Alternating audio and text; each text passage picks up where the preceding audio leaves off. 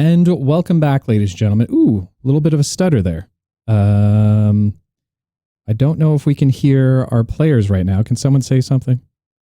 Hello, bonjour. Oh, that's so quiet there for a minute. Scared the hell out of me. Jesus Christ almighty. Oh, we were actually being polite. We were actually behaving. It's so weird when you guys just don't interrupt me all the time. I think there's technical difficulties. My lord. And so, when we last left our heroes, having finally gathered the last of the mortal champion's weapons, a mystic lantern found in a strange temple just outside the city of Hansor. The party made their way back to the Presage airship, where the Presage, Lord Lucius, and others waited for them. At this point, it was now up to the group to decide where they should travel next, with word bearing down that a party of undead, an army of undead, were now approaching Thul's tomb. With little time left, it was time to gather the allies they had made for a final confrontation. After a bit of deliberating, they decided first to head to the hometown of Trellis, a place where they had originally been given their name, the Wards of Defiance. On the ride there, it was told to them that it would take a few days before they would reach Trellis, and so they had some time to train. However, before the training began, there was a night's rest that needed to be had. Alara sitting down with the lantern, trying to convince it that they were friends. Mostly everyone slept well that night, aside from the poor halfling Eli, whose fate may be decided for him. But more on that later.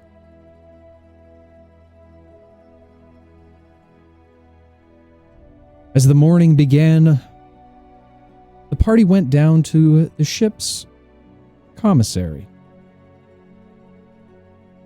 The dining hall was filled with individuals all around, feasting on whatever their hearts desired.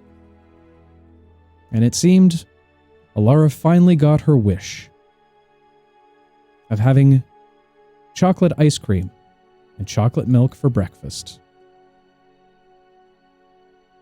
Afterwards, the party went off to their trainings, Lucy heading over to the ship's forge in order to enhance some of his weaponry, as well as see if there was any small items for him to gather there. Pavo meeting Eli down in the training room, seeing his friend frantic, decided to help him burn off some steam and spar for a while. Unfortunately, our halfling friend was no match for the determined and disciplined monk.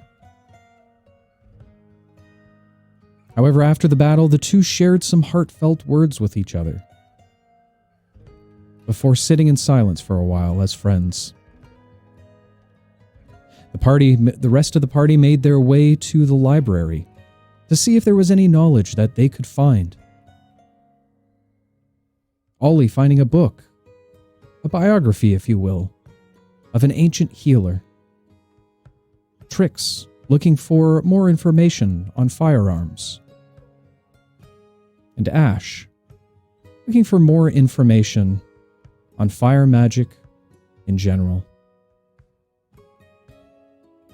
And as Alara made her way through the book stacks, guided by the librarian, it seemed time began to slow and stop all around her. With her mentor appearing by her side, they engaged in a conversation.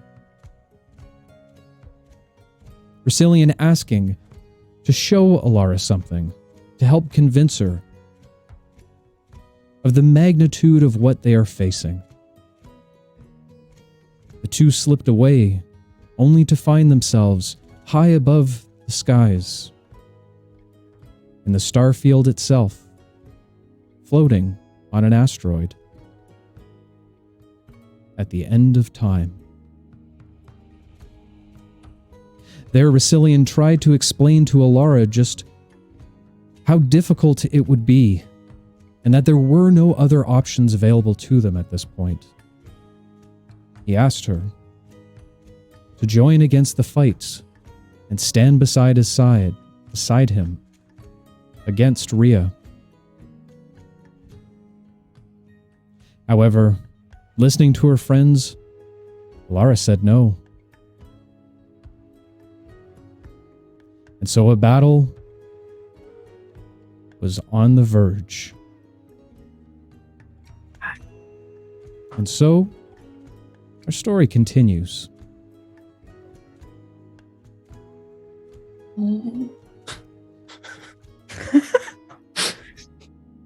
Eli and Pavo. Oh! Yeah. Oh! Thought he was gonna make it that easy. Come Cruel. on. Babe. Oh. All right. Just like, how are you doing? So, Pavo. No, I'm joking. As the two of you sit in the sands, not as a word is spoken between the two of you. You sit there in silence for close to an hour. However, the silence is broken as a voice is heard from the railing above. You just gonna sit there all day? That pit is for training. Eli will look up at him and kiss his teeth. One Eli must train the mind as well as the body. As the two of you look up towards the figure, you just have time to see the large figure fling itself over the side of the railing. The figure twists in the air, crashing down on a single knee in front of you. The sand shakes a little and bursts into the air from the point of impact.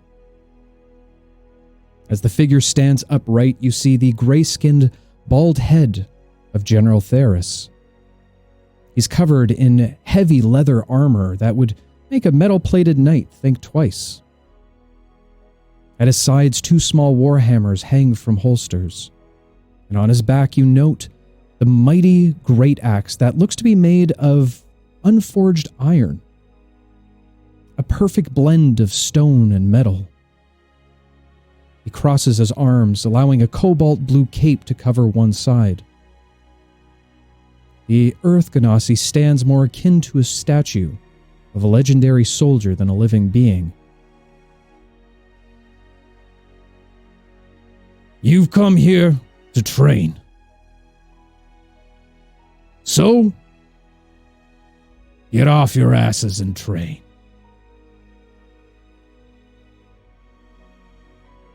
Haven't you watched? I've been training all morning. Give me a break, man. Taking a breather. His face looks a little shocked towards your demeanor.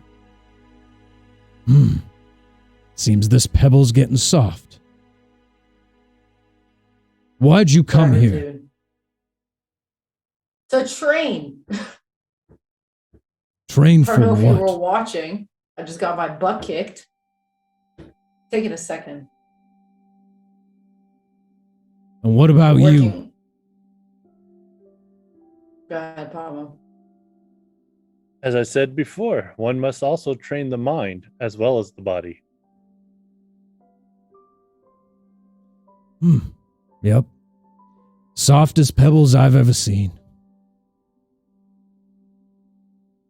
Well, when you're done making sandcastles down there, if you actually want to train, let me know. Might take you up on that. I'm pretty sure, Eli, we could take him if we work together as a unit. No doubt in my mind. But out of game, do I have any hit points?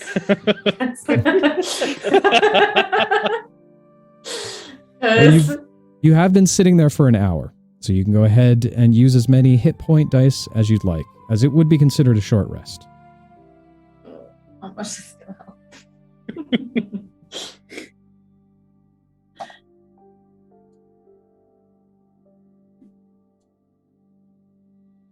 Okay.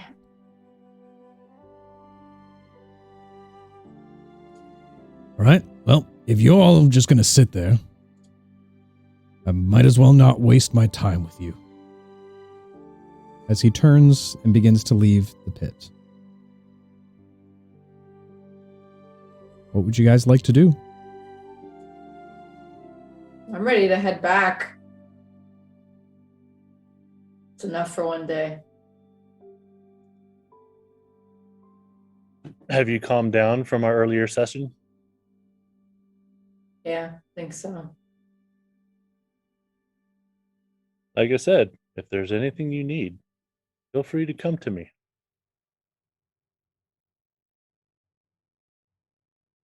It's not hard to notice how your demeanor changed from your playfulness from the night before to your aggression today. I So just there's had a some- bad dream. Like I said, it's just getting to me. All this stuff. Well, it was you that told me that sharing was the best medicine for things that were bothering you. For guilt. I don't know. Do you feel guilty about something? No. I'm not big on guilt as a rule.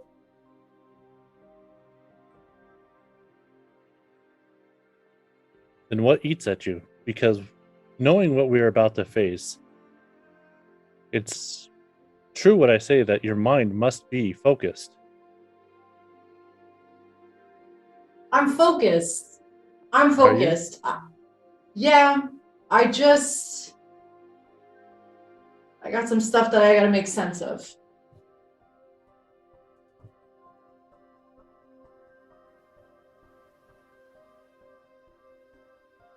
Pablo's just going to be staring as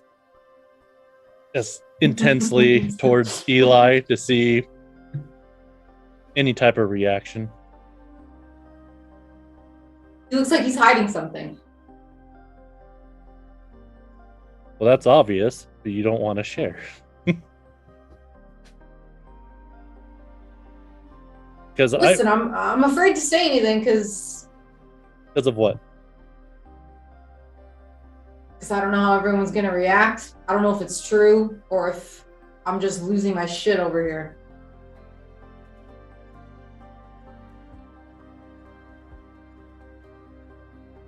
Well, we are all under a lot of stress. So whatever you need to do to take this burden off of your shoulders, the rest of us are here. We can help you.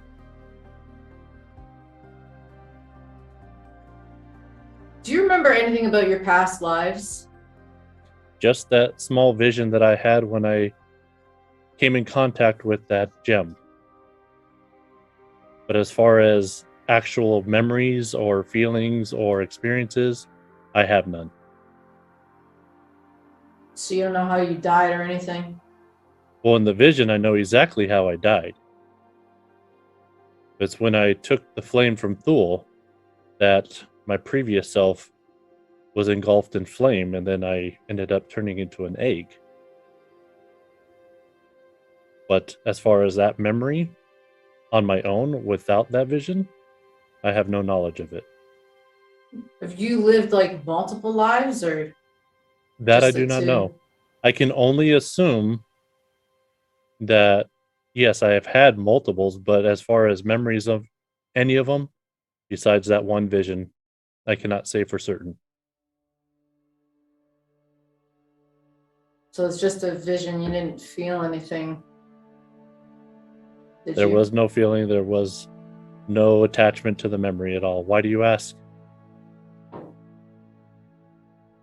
He'll look at him and then he'll sigh really heavy. and hesitate, and I want to look to see if anybody else is around. Make a perception check for me. Okay.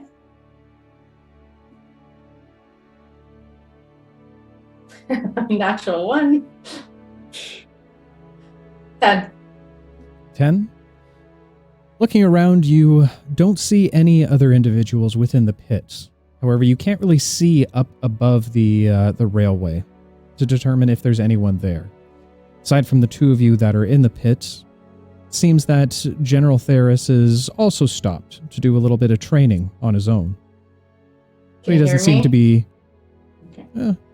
He doesn't seem to have any interest towards your conversation. I'll lower my voice a little bit anyway.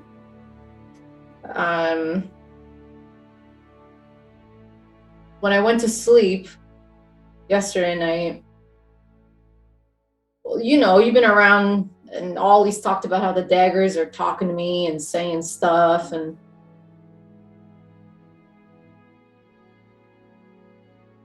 in my dream yesterday, I was in the City of Gold, and I was right in front of where Thul's flame is, and I heard a voice, and at first I thought it was Thul. And then this figure appeared, and it became clear eventually that I was talking to Death. And he told me some stuff about the weapons and how all of the primordial elements know what's going on with Thul, and that there's only one way to take Thul out. And what that's was that?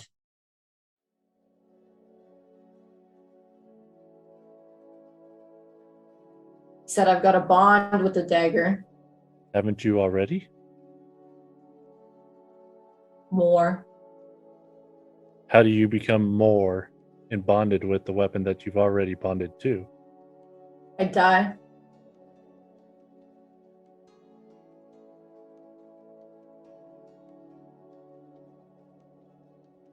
I don't follow. How does that help us? He said it's the only way that I can... He said that I have to become a Reaper. The Reaper. So you essentially become death itself? From what I understood.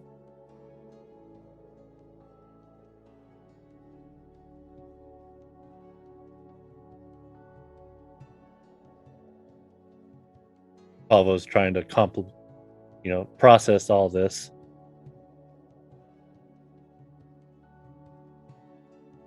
So essentially you have a way to stop all this, but in turn you have to sacrifice yourself, is what you're saying. Yeah.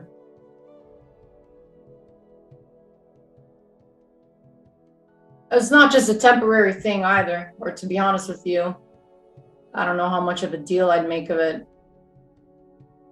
But I'd be doing that, I'm guessing. I didn't ask. I got too pissed off. Forever. For everyone. So that's everybody I've ever met, ever known, ever loved. I gotta watch them all die.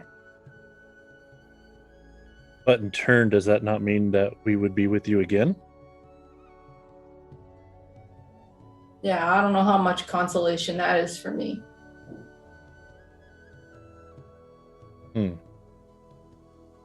Anyway. See, at the monastery, we are taught that death is nothing to be afraid of. Because without death, there cannot be life. I'm not afraid of death. I'm afraid of immortality. I don't want to do that shit. Well, everything comes to an end eventually. So if somebody else were to become the champion, wouldn't that basically take over your role? Oh, I become the end. I am the end. maybe it wouldn't seem as long when you pass over to that aspect. Like maybe time is different for you than it would be for us in the mortal realm. And when do you know if you have to choose this or not? You kept saying I already chose. I don't think that's true.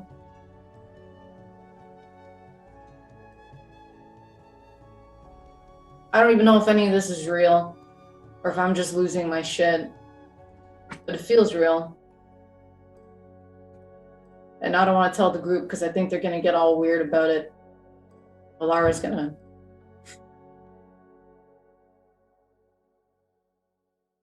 No, I completely understand that.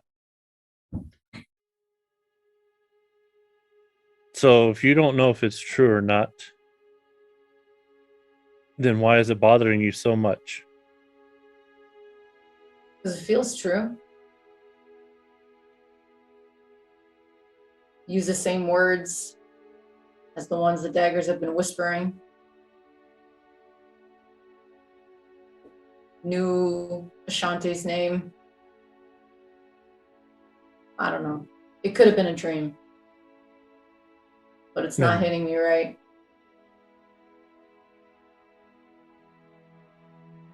I wish I could come up with some type of words to put you at ease, but this is a huge burden to be put upon you.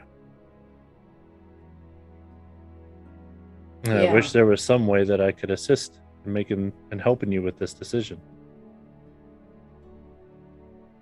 I don't think there is. Such horseshit. It's really unfair. I just found my family. And now what? Why? Fuck. Maybe that's why your father was so upset with Rhea. I don't know what he knows, what he doesn't know anymore. Rhea seems to know a lot about the champions. At the end of the day, I picked up those daggers. So I did choose them. Although, I do keep thinking about Resilient and how he knew I would bond with them when he chucked one at me. So in a way, he Basically kind of forced doomed upon me you. to all of this. Yeah, he did. Well, maybe there's still another choice to be made.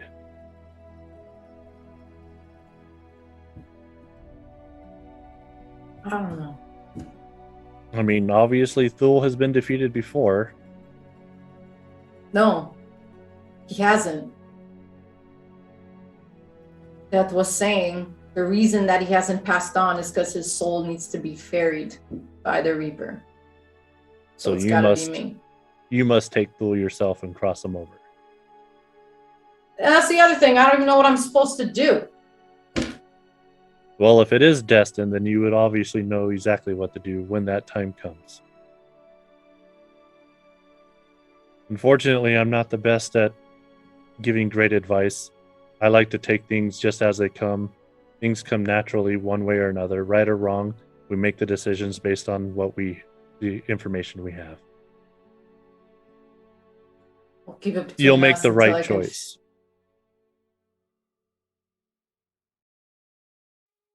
I hope so.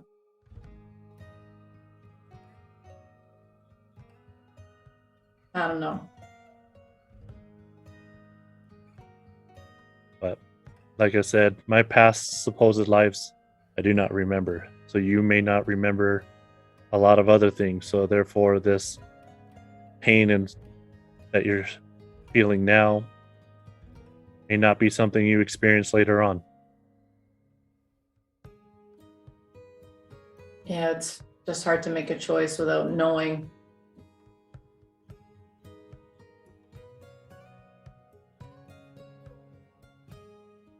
Anyway, don't tell anybody, eh? I give you my word. I do Thanks. appreciate you confiding in me. I hope it does help, though, as far as putting your mind at ease, so that way you can be more focused when it comes time to be able to do what we need to do. It is what it is. I'll figure it out.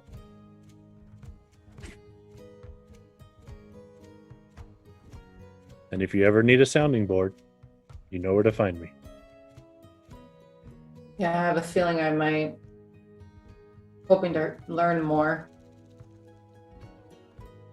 Well, only through experience can we learn. Yeah. Let's get going. So with Find that being everybody said, else. I will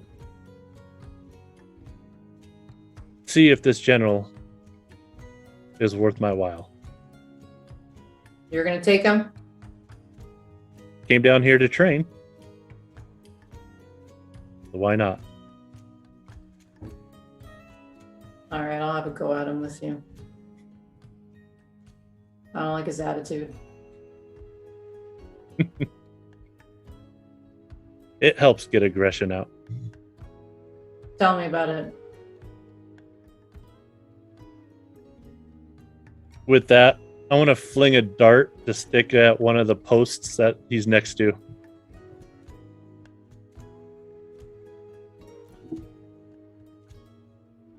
Make a sleight of hand check for me.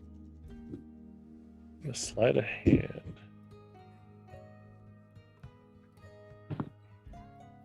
Okay, it's 19.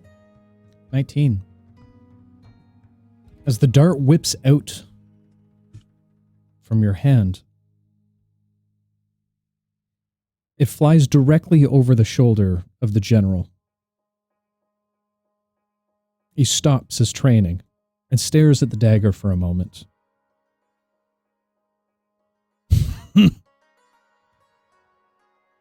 You girls done yapping over there? How will you talk to this guy, man? I can't.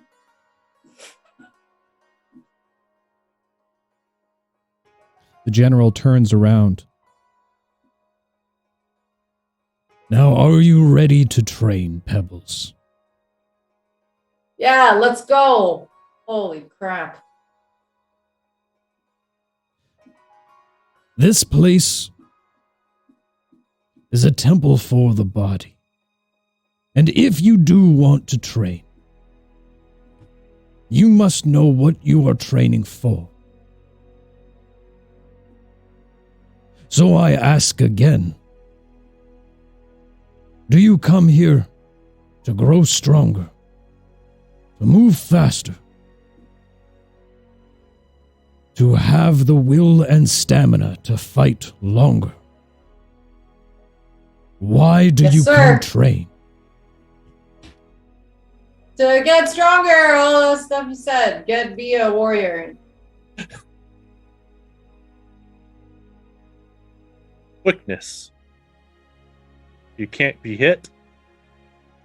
You can't die.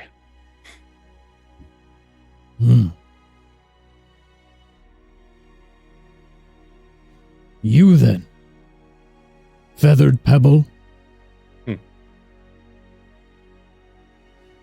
He pulls his cape from off of his back, holding it aloft in front of you. You want to move faster. You need to move beyond the wings.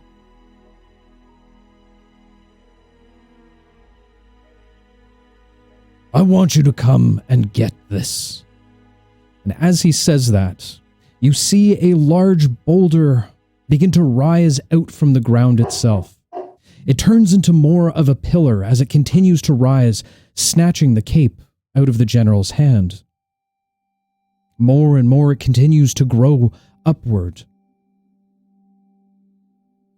It moves around the battlefield very strangely, almost like a shark in the water, before it finds rest just beside another 8 pillars that seem to act almost as a stairway up to the largest tower, now hanging the cape like a flag. Each of the pillars taller than the next by at least 10 feet.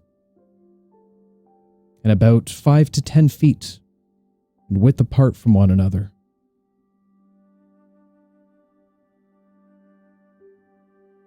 He crosses his arms again. You want to move faster?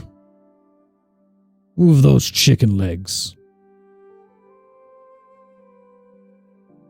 Look down at my legs. I'm like, not chicken legs. So you said no flight for this exercise? Flight's the easy way. You think training comes easy? One must use their natural abilities. I don't talk in monk gibberish. But I'll play your game. Well, So, chicken pebble. After you. He moves out of the way of the first stone.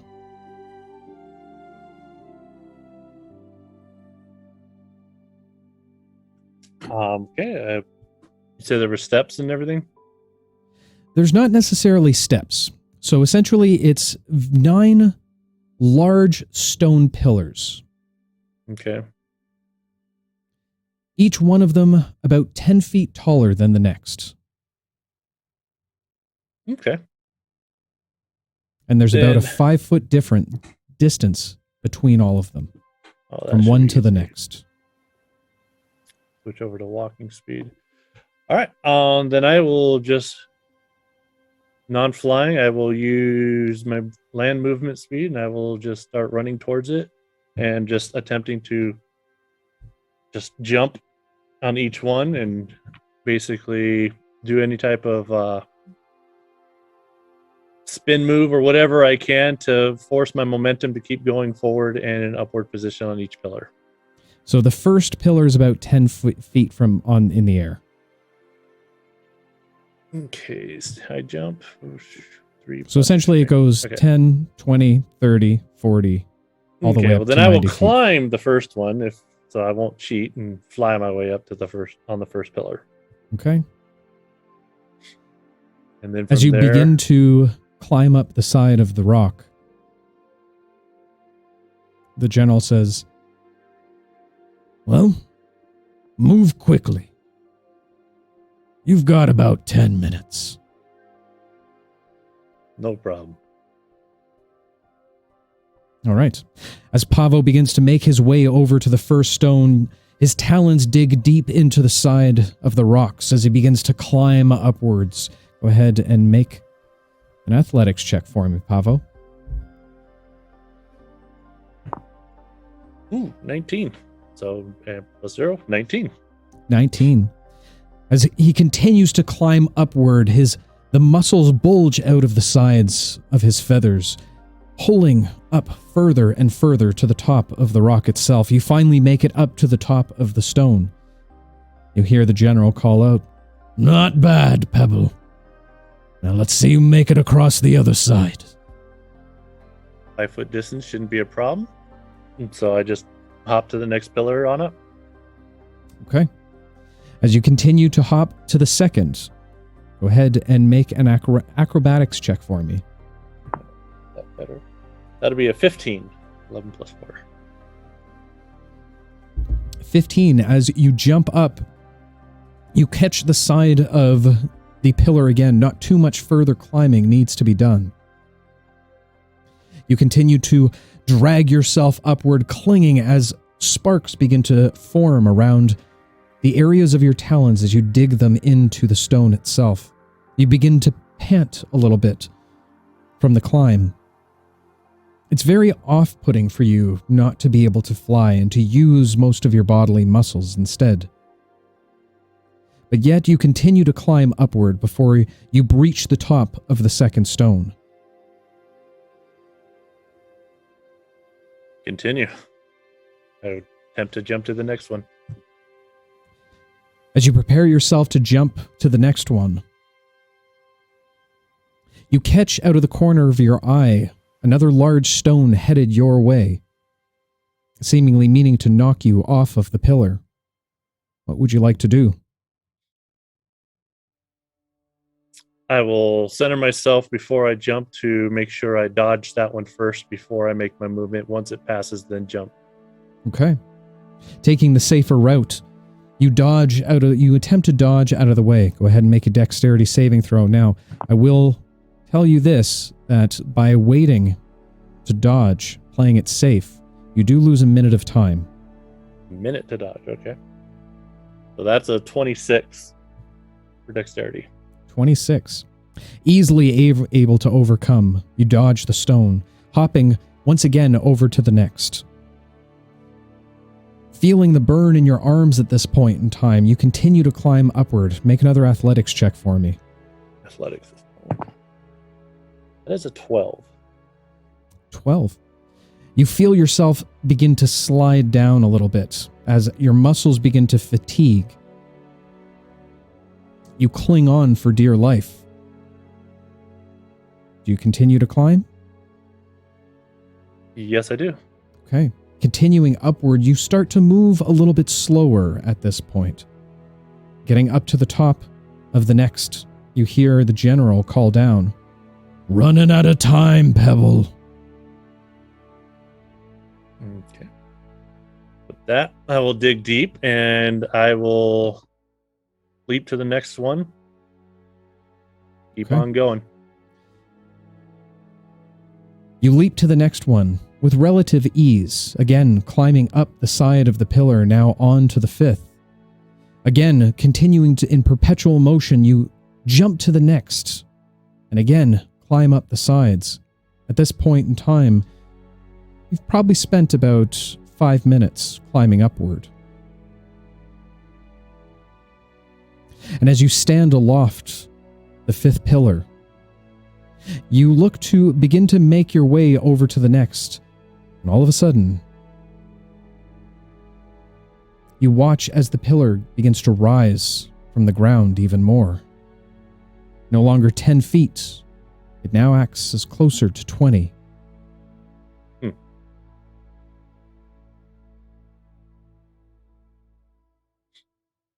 So the next one I need is 20 feet higher now. Well, it's 10 feet higher than... So it's stretched about 20 feet from where you are now. The easy route would be to use the wings now. But I will use a key point to do Step of the Wind, which will help double my speed. And All right.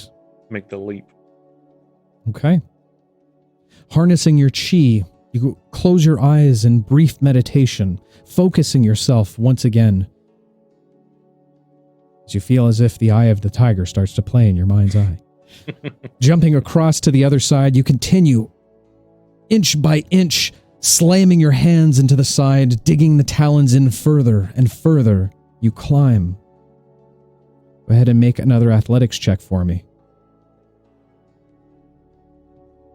Much better. 16. 16. Again, feeling the burn within your arms, you climb up to the very top, now on the sixth pillar. At this point, you're about 6.5 minutes in. And how much more do I have? 3.5 minutes for 3 more pillars. Okay. No time to waste. Move. So I'm assuming each pillar is an action, right? In a way? Correct. All right, then I will use another key point to double my movement to push on as quickly as I can. Okay, very good. As you continue to push onward, leaping to the next, Eli, watching from below, you see your friend as he struggles to climb the side of these pillars. But he doesn't give up. He refuses to quit. Can I cheer for him? You absolutely can. What would you like to say? Bravo! You got it! Woo!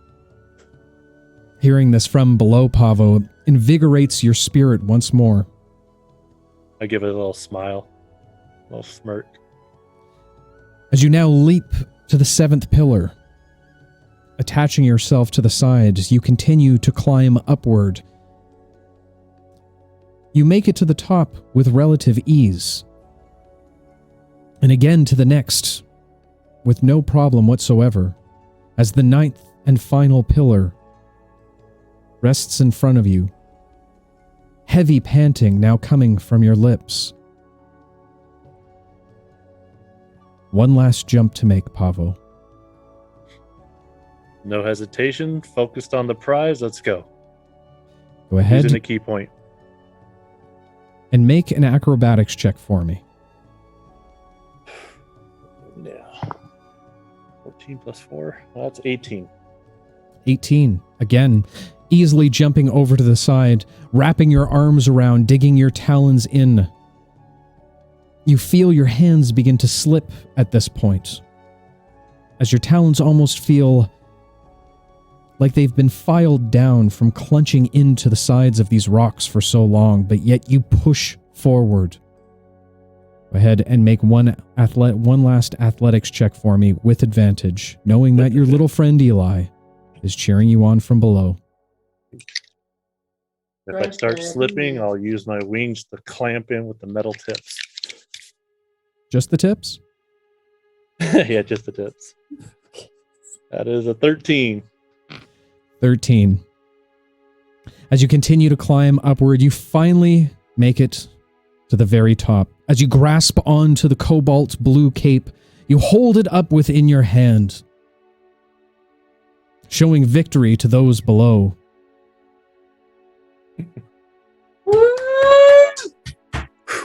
Nice. Slight clap, a slow clap from the general. Well done, Pebble. Well done. That is Pavo. I like Pebble, but Pavo it is. How high am I? Bravo. How high am I off the floor? Right now, you're roughly about, give or take, 80 feet off the ground. Okay. I don't ever get to use this ability, but I will just jump down and use my slow fall. Okay.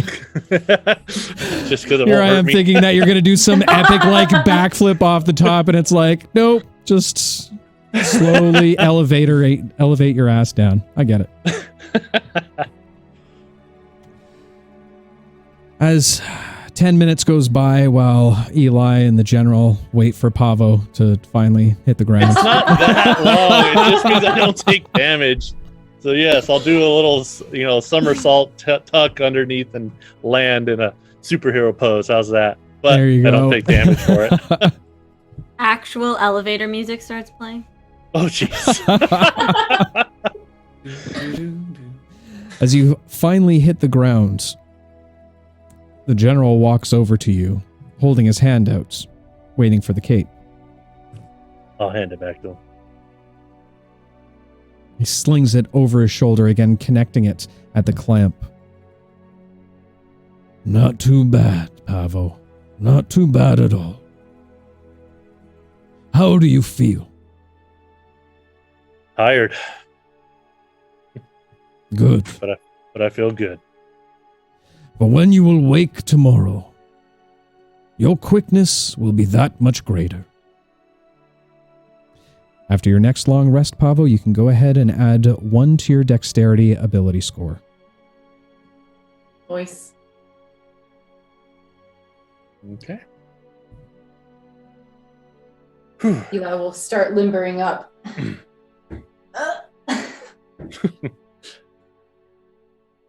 What you got for me, sir?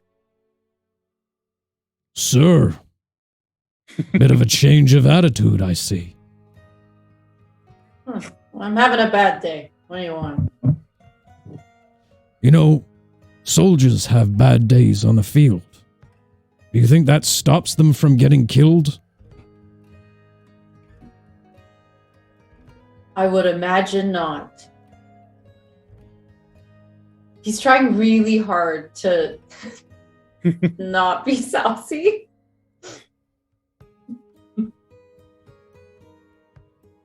Why should I train you, Pebble? You clearly think this is a joke. I don't. I got people I need to protect. And what would you do for those people, Pebble? Absolutely anything. And what is it you came here for?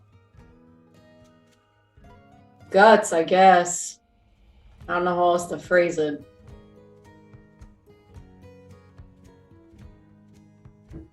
Out of game? Con.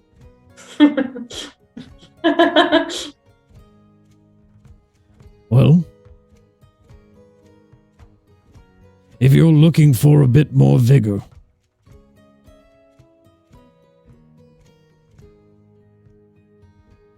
then stand there, like a soldier would on the battlefield. If you can handle 3 of my attacks, that will show and prove to all, including yourself, that you would be able to handle any battle. You wouldn't mind if I drank this healing potion real quick, would you? You can Almost always just come back wipe again. the floor with me. You can always come back again, Pebble. I have nowhere to go in this giant flying box. Well, how about this? Why don't I give it a shot? If I can't do it this time, I'll come back. Cool? Bravery is well kept in this place. I respect that, Pebble. I'll nod at him. The first, I will take it easy on you. Got this. Stand fast. As he All right. reaches into his belt loop, pulling out the first of the warhammers, the tiny warhammers.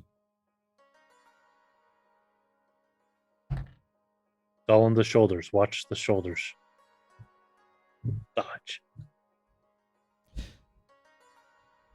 He approaches you and gives a little bit of a smirk, lowering his head down to yours just beside his ear. This one's for the sass, Pebble. As he leans back, Oh. whipping you directly in the stomach with the warhammer. He'll, like, you could see it on his face, but he'll try not to move or flinch. Okay. You take 4 points of damage, bludgeoning damage, Okay? and go ahead and make a Constitution saving throw for me. 21. Nice. 21. Not a whisper is heard out of Eli's mouth as the blow hits him. The general pulls back. Not bad, Pebble. Not bad at all. But that was from my weak hand. As with his right hand he reaches in, grasping at the other small warhammer. As he pulls back and lets out another vicious blow towards your stomach. This time hitting much harder than he had in the last. You take another 9 points of bludgeoning damage. Okay. And go ahead and make a Constitution saving throw for me. All in the breathing. Breathe. 11. I have Bardic. Can I use it? You do have Bardic Inspiration, and yes, you can. Okay, I will, just in case. So, 15. 15. As the blow hits, Pavo, you watch as Eli's eyes grow a little bit wider, a bit of blood being spit from his mouth as he keels over almost for a moment. Not a noise is heard coming from Eli's lips as he stands up straight once more.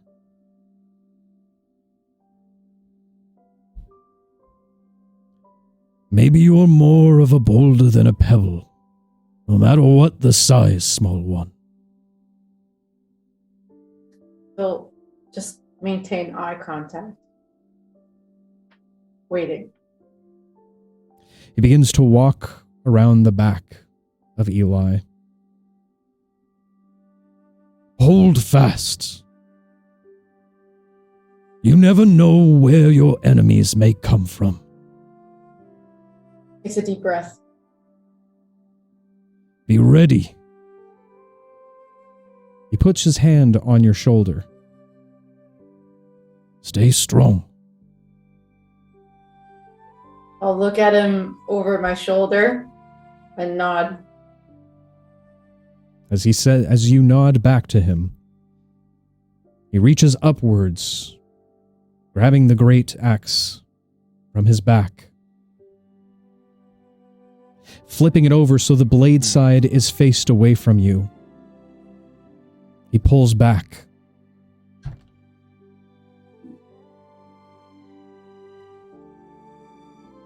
As you feel the stone hit your back, you feel what would be considered a lessened blow.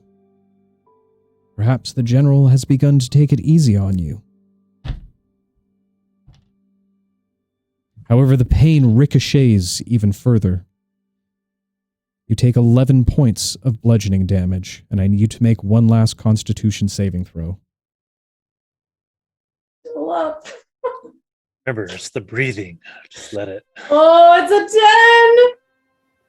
a 10! With the final blow, it's as much as Eli can take at one time. As he cries out for a moment from the pain, falling to his knees. The general walks around to the front of you, your hands digging into the sands while on all fours. You now see the general's boots in the sand in front of you. And soon his knees, as he bends down towards you and offers you a hand. I'll take it. You feel a quick jerk as he pulls you back up on your feet. Wince a little bit.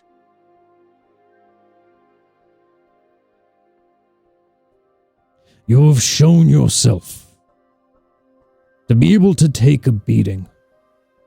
Not only from not only from your friend here, but I see a man beat in his eyes.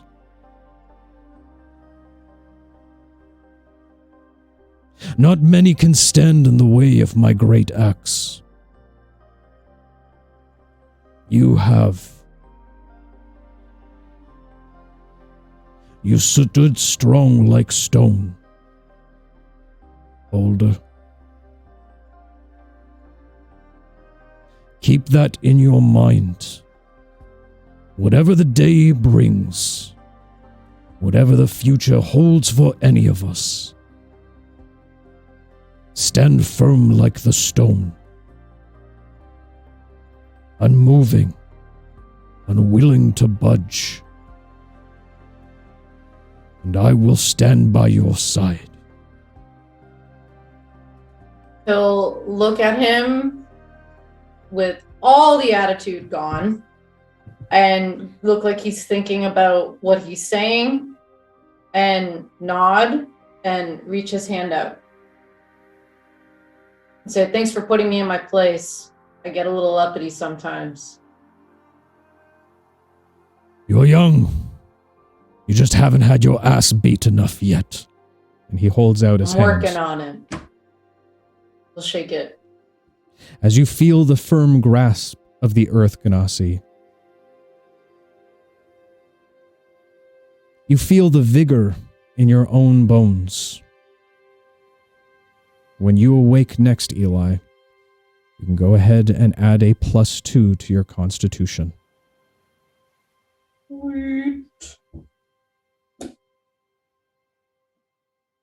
Now go rest up, both of you. The days ahead will not be simple. But feel free to come train when you need to. Thanks again, General. Aye. And if you know of any other pebbles, send them my way. I'll make I them got one in mind. unmovable as well. Will do. Appreciate your assistance. Transferring away from the pits.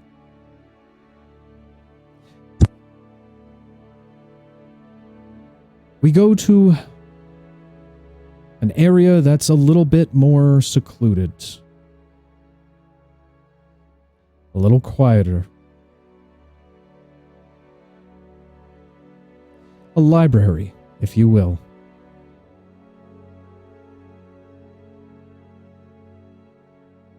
As the three of you now collect your books, making your way over to a long table.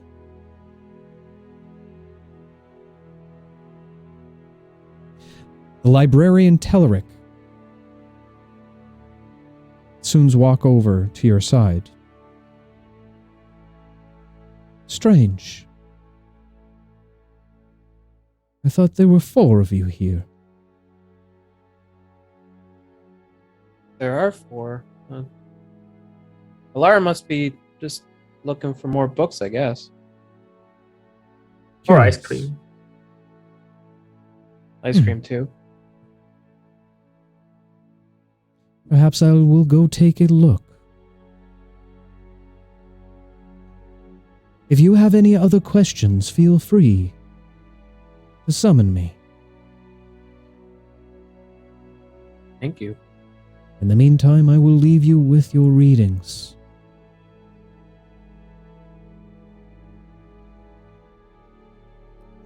Ollie, how long would you like to spend reading? Oh, is this a trick question?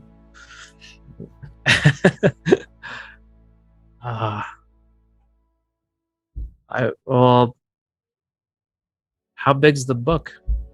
If I can finish the book, I'd like to finish it. Flipping through the pages, you can see that it's probably roughly about 200 pages. Oh, Ollie could power through that. 200 pages, no problem. Yeah, I Okay. want to stay the duration of the entire book. Okay.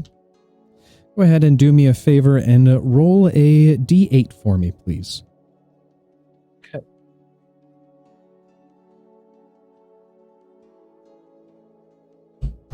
That is a 3. 3.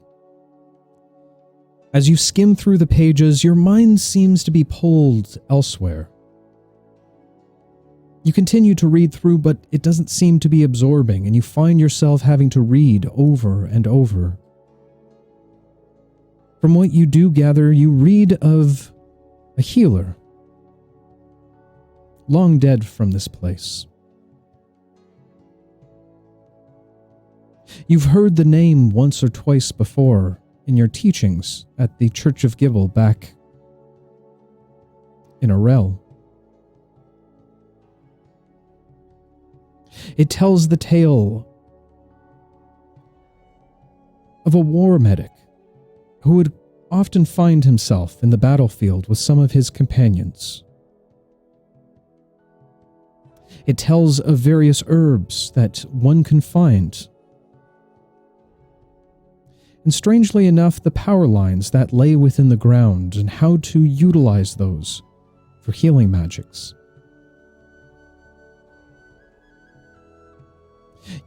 With a 3, you get about halfway through the book. Before your mind just gets a little too bored. Sounds a bit more like real life to me. Ash, how long would you like to read for? As long as I can, I'll be scanning through the main part of the book and see if there's anything interesting to dig deeper into it. Is there something in particular that you're looking for? Well, I'm looking more about the flame, the power of the flame, and the most powerful flame, and how it behaves, how to handle it, and things like this. Okay. Go ahead and roll a d8 for me.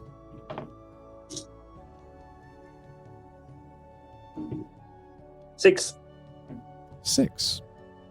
While flipping through the pages, you come across a number of pieces of information centered around fire magic and fire itself.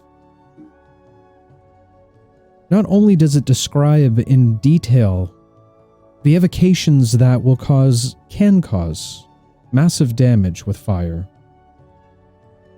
but also the benefits of it, such as the warmth of being able to heal oneself. You make it through the vast majority of the book. And as you close it up, after a few hours of reading with your companions, you can go ahead and add a +1 to your wisdom.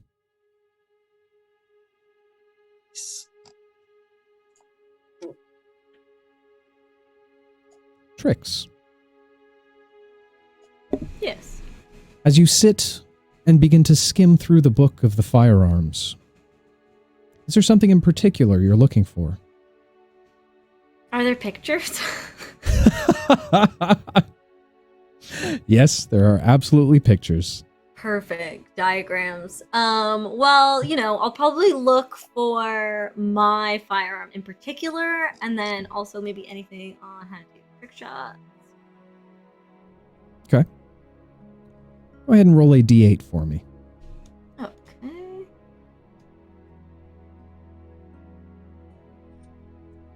Seven. 7. Skimming through the book, you don't find your firearm in particular. However, you do come across a few listed as rifles. Not only does it break down the anatomy of various firearms, it goes into more details of how to properly shoot, as well as some of these trick shots.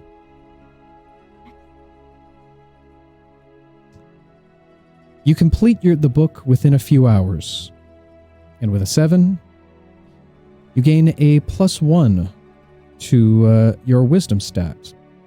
Oh. However, along with that, utilizing your wisdom, you can now use your wisdom score for your grit points.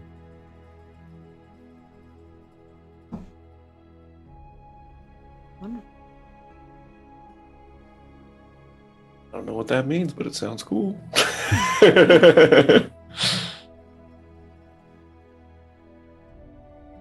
As the rest of you stand around or finish reading the novels in front of you, you take note of the time. It seems a few hours have passed, roughly about 3. And Alara has been nowhere to be found.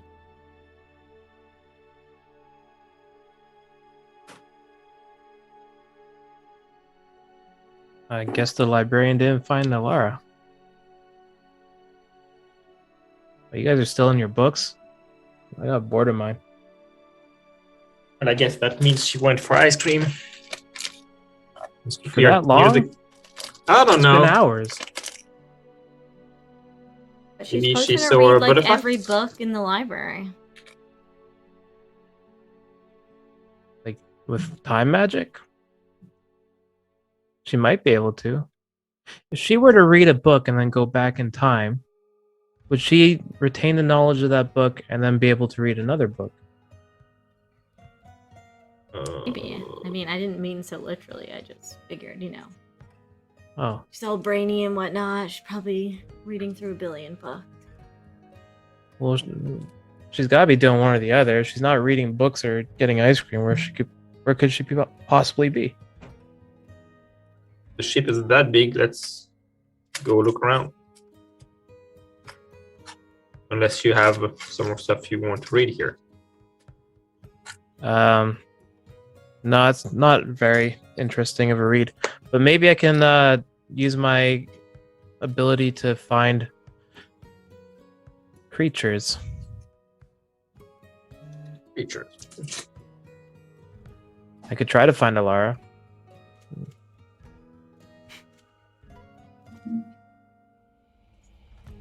Let's try to find the creature named Elara.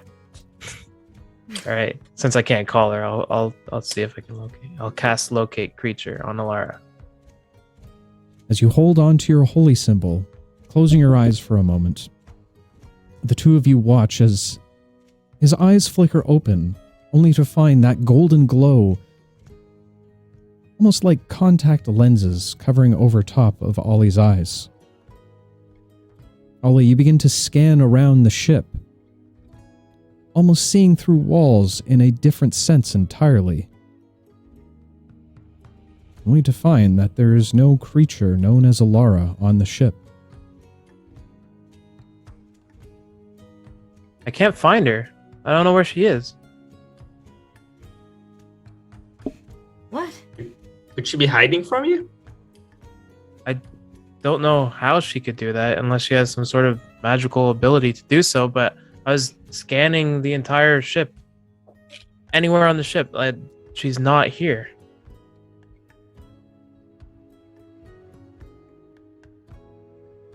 Could there be something wrong with your spell? I don't think so. I've casted it many times before, and I've done it accurately. I've done it the same as before, and before it worked. Now I can't find her. Well, maybe she told somebody else where she went. Like Lucy or Eli. Yeah, I mean, I feel like if she's in trouble, she'll just, like, tap into our brains like she always does. Be like, hi, it's Alara, and then we'll know where she is. If she's in trouble, but if she's in trouble, she could be knocked out like Shade was before, and then you can't contact his conscious, or she wouldn't be able to call us if she was unconscious.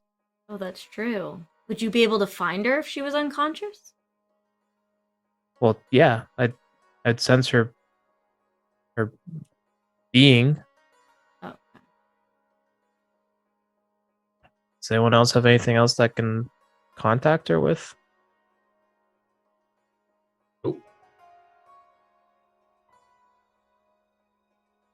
Well, maybe we should ask around. Is it just the librarian in here, or can we ask, is there anyone else that we see that might have seen the bubbly, sparkling time wizard? As you begin to look around, there doesn't seem to be anyone else within the library. However, as you look out a port window, you do see that the day is getting late at this point.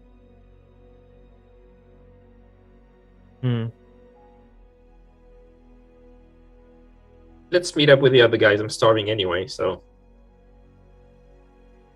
maybe they'll know more. I guess so. Yeah. Maybe they have some suggestions on how we can find her. But I guess let's just hope for the best. Maybe she found some sort of teleportation spell and she's practicing that. That'd be handy. Can you locate dead people too? No, but I don't think we need to worry about that yet. Okay. All right, let's go find the others. Maybe they'll be able to help. As the three of you leave the library, beginning to walk back to the mess hall proper. Lucy, what are you doing? Oh, hi. Let's see. I went to the forge. I got bracers. I'm waiting to hear back on Bloodwell Vial. Question, did I get the message that Alara sent me? High or low for your benefit? Oh, actually, Low. no, you would have received it. Because she Okay. still was on your plane when she sent it. Yeah, I said I was heading towards the library as soon as I heard that. Okay. message.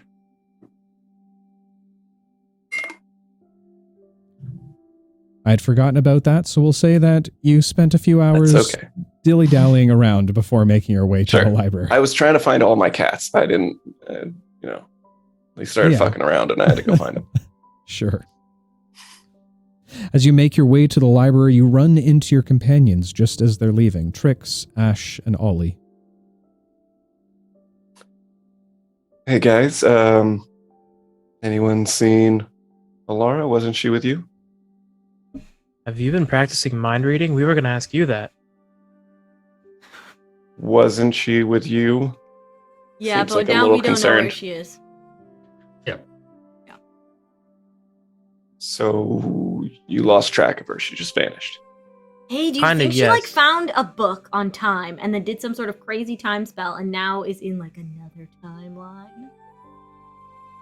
I hate to say that that's very possible, since she just messaged me saying that she would be back, Oh, well then, I Oh. guess we don't have. and not much else. It scares me that she didn't talk more, given her mannerisms. Well, that's good news then. She said she'll be back, Is which it, though? means, well, yeah, because we weren't sure if she left intentionally or something bad happened to her. So now we know she chose to leave, and she'll be back. Does anyone have a way to contact her? Well, I've tried locating her, and that didn't work. She's nowhere to be found on the ship, and no, we don't have any of her mind calling abilities or anything like that. So if you have any suggestions. Oh, damn it. I've got one. I'd like to go try to find Presage. Daddy? Gross.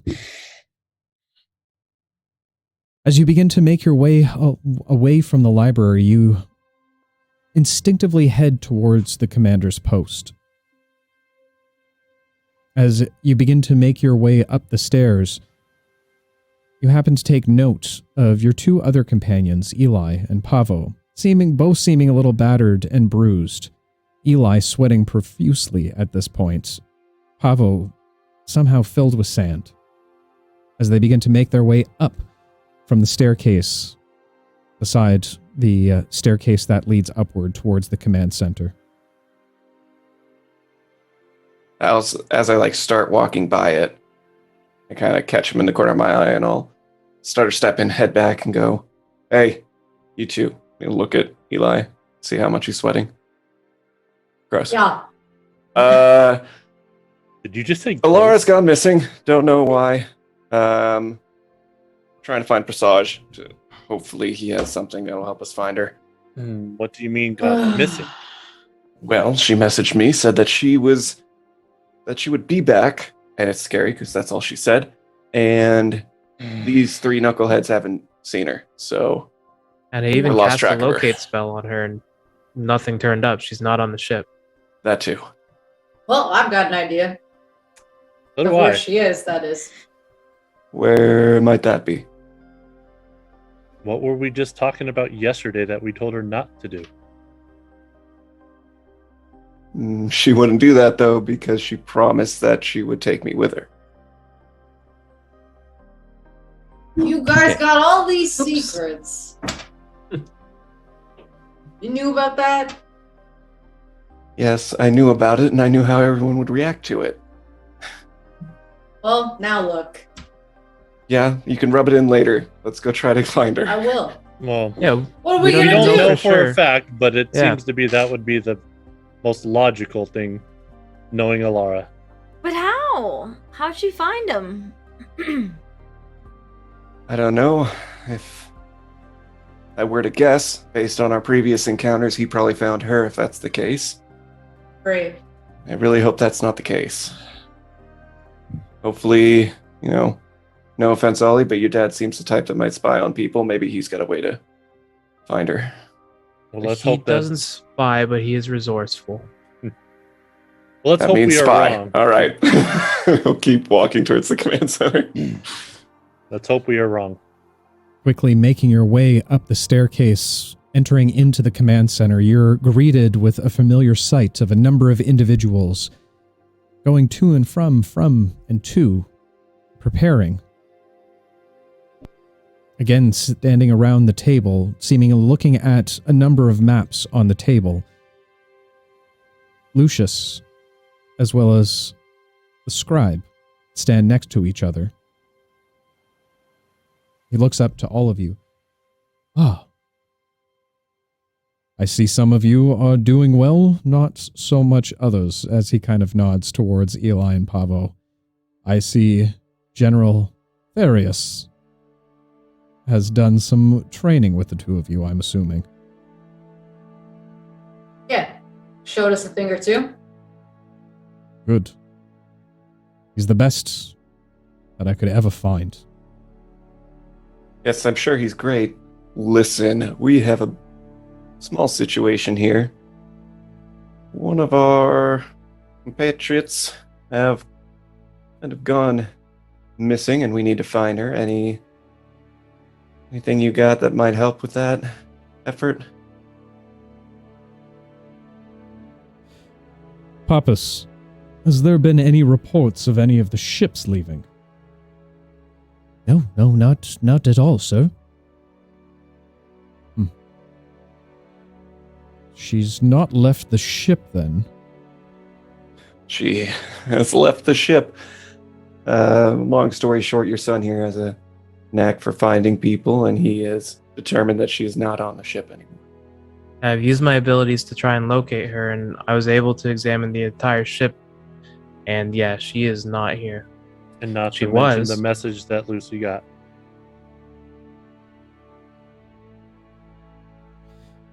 Pappas, fetch me my compass. Pappas nods his head and scurries off. You're sure? You've checked everywhere here. I'll look at Ollie. I'm positive.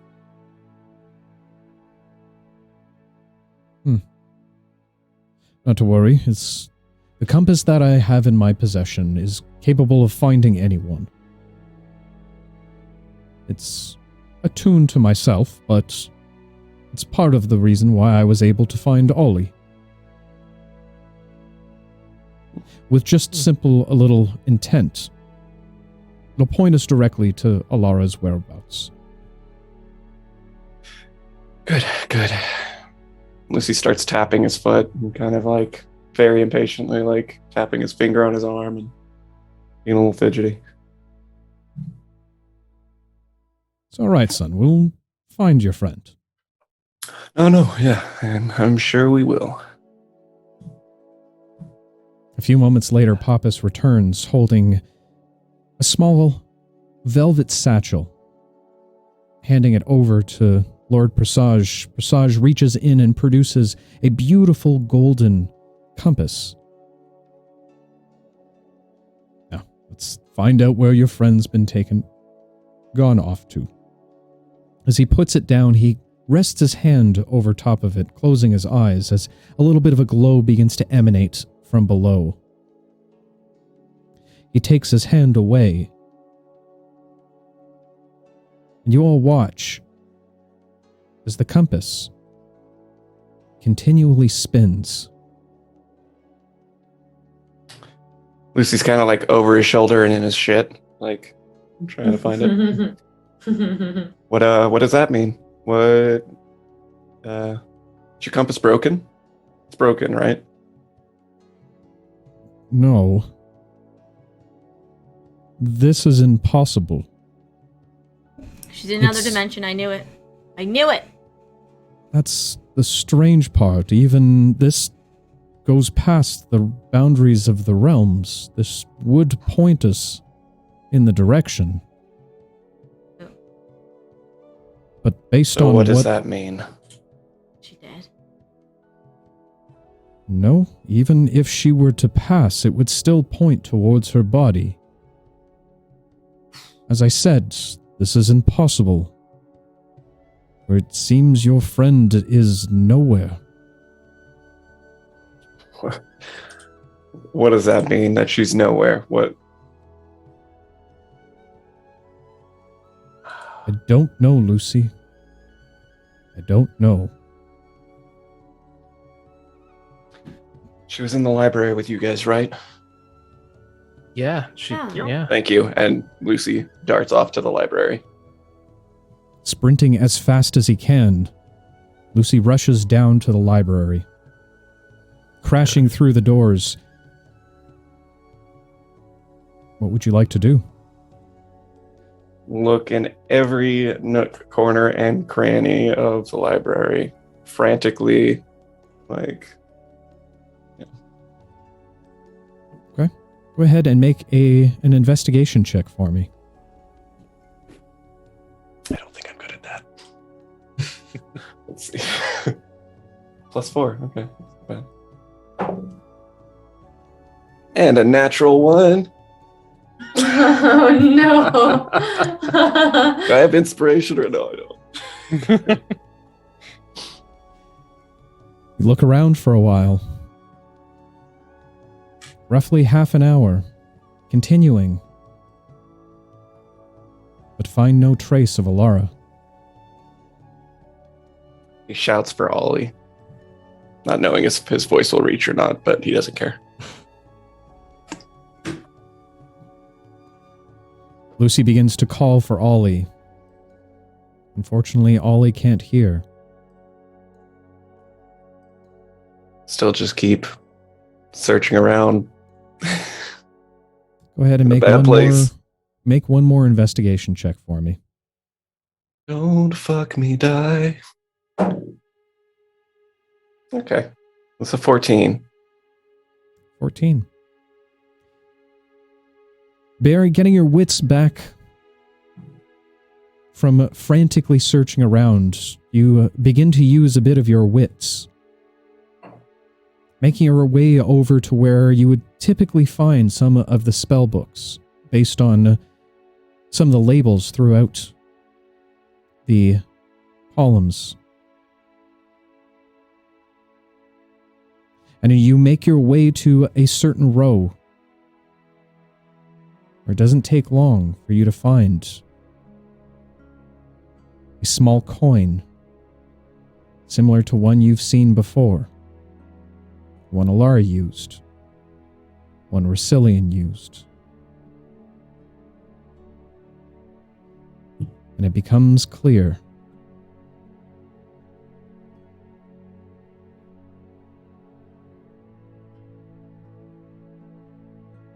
Kind of will pick up the coin.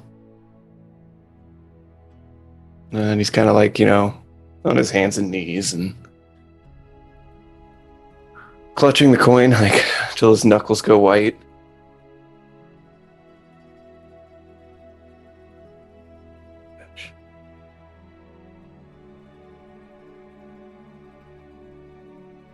As Lucy kneels in contemplation and worry,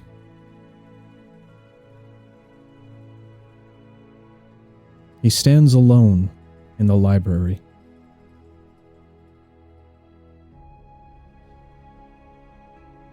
While far, far away from the ship,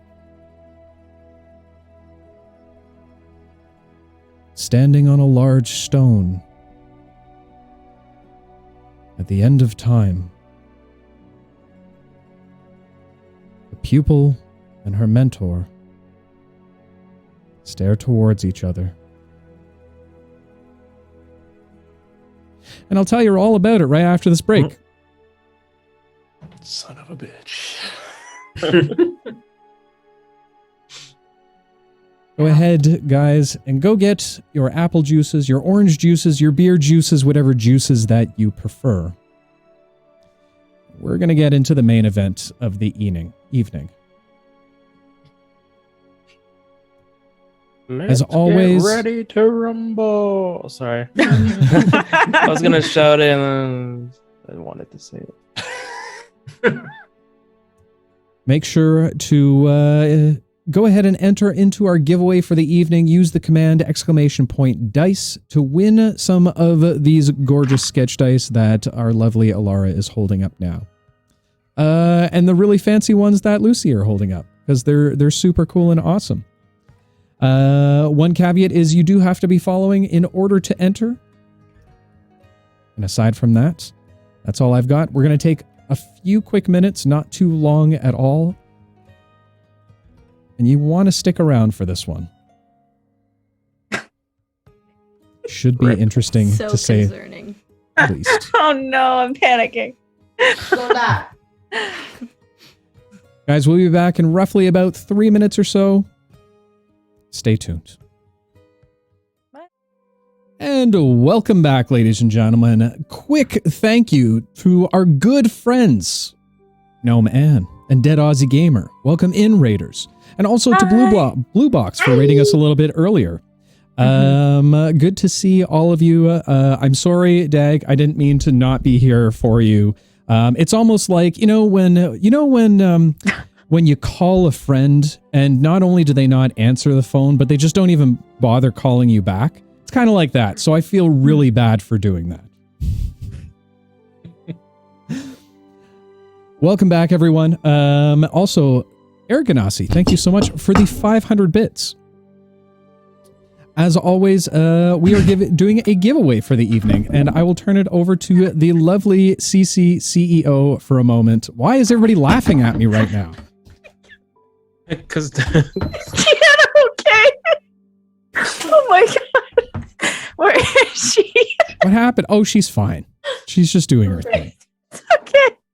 All right. Hey, we're live. Somebody tell her we're live. We're live. We're live. We're live. Yeah. Yay. Okay. So we're doing a giveaway today. Ooh, look at these beautiful sketch dice. Ooh.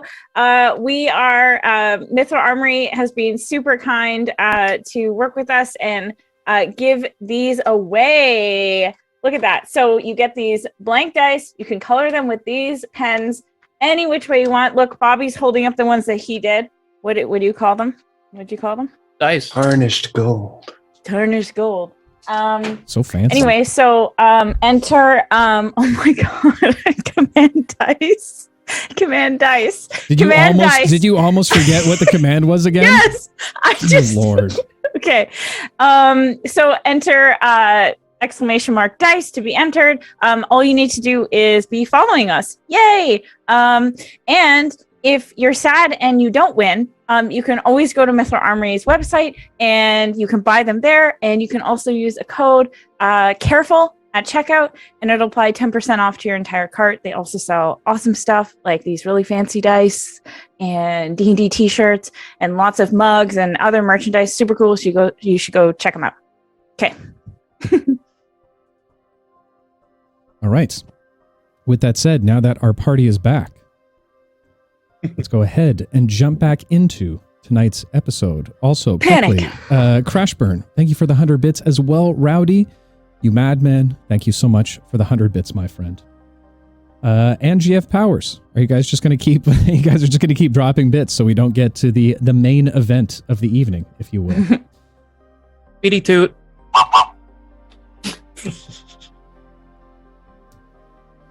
So, as Alara stands out on the edge of a large asteroid at the end of time itself, she stands face to face against her mentor. The two stare each other down for a moment. As I change the music. That's better. Great.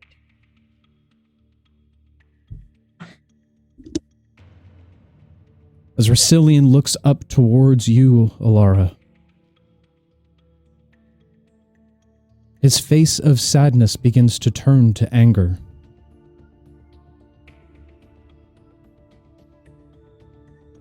I've taught you all of these years,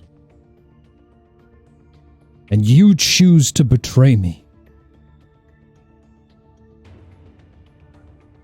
Siding with my enemy instead of your mentor. Not siding with Rhea. But yet you refuse to stand beside me. You taught me to stand up for what is right. And I know what's right. You're the one that's lost. You say I'm lost. You say I don't know what I'm doing. Yet you forget how many years I've lived.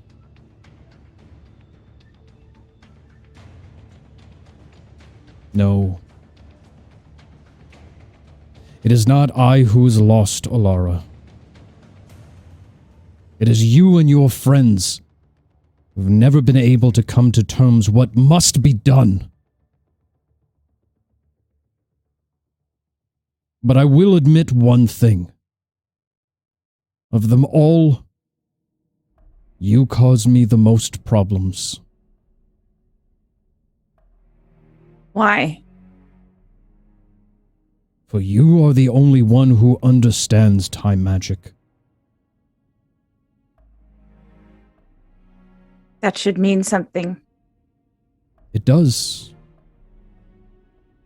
It means I can't let you leave this spot.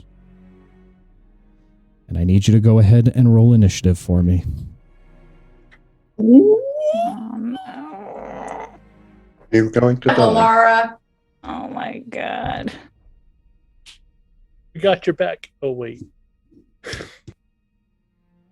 There's no way you have this, and you're probably going to lose.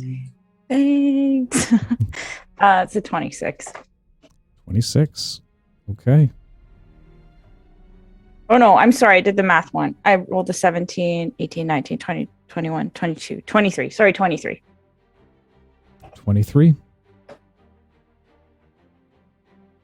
Bear with me for 1 second. I just need to pull up some stat blocks. Panicking. The youth of Alara seems to be enough to commence the battle. You're up first, Alara. What would you like to do? Oh my god. To set the stage a little bit so you're aware, the large floating rock out in the starfields that you stand on right now, the width of it is roughly about 50 feet. The length of it about 80 feet. It seems relatively flat. There's a few areas that are protruding a little bit up from the rock. However, there doesn't seem to be a lot of cover beyond that. Otherwise, it is mostly flat. It's good that you know that. I think the terrain is really the issue. Yeah, not that I'm on a floating rock in space at the end of fucking time. Okay. Oh, all right. Alara is going to epically whip her staff around and slam it on the ground. And she's going to look at Racilian and she's going to say, you don't have to do this. I don't want to do this. We could leave together, but my way. And she's going to cast Critical Fate for her action. Okay. As you begin to allow the spell to commence, what kind of saving throw was that? It's not. It's the auto crit, auto hit, but next turn. So basically, all this energy starts coming into the top of her orb, and she starts peering into the potential futures in front of her of Racilian. Okay. As you stare outward, you begin to see pockets of different actions that happen all around you. Wondering exactly where the next hit should be taken. With that said, it's going to be... why is this playing... Sorry, it's playing twice in my ear right now. Yes, you've got two songs playing. It still sounds cool. It was like a mashup. It was kind of sounding good for a minute. Playing all the futures.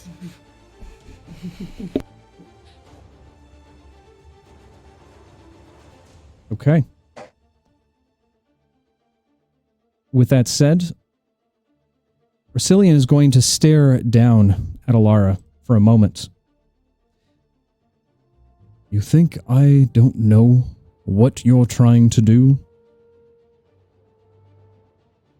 I made these spells, but you can certainly try. And with that, he is going to cast... what is he going to cast?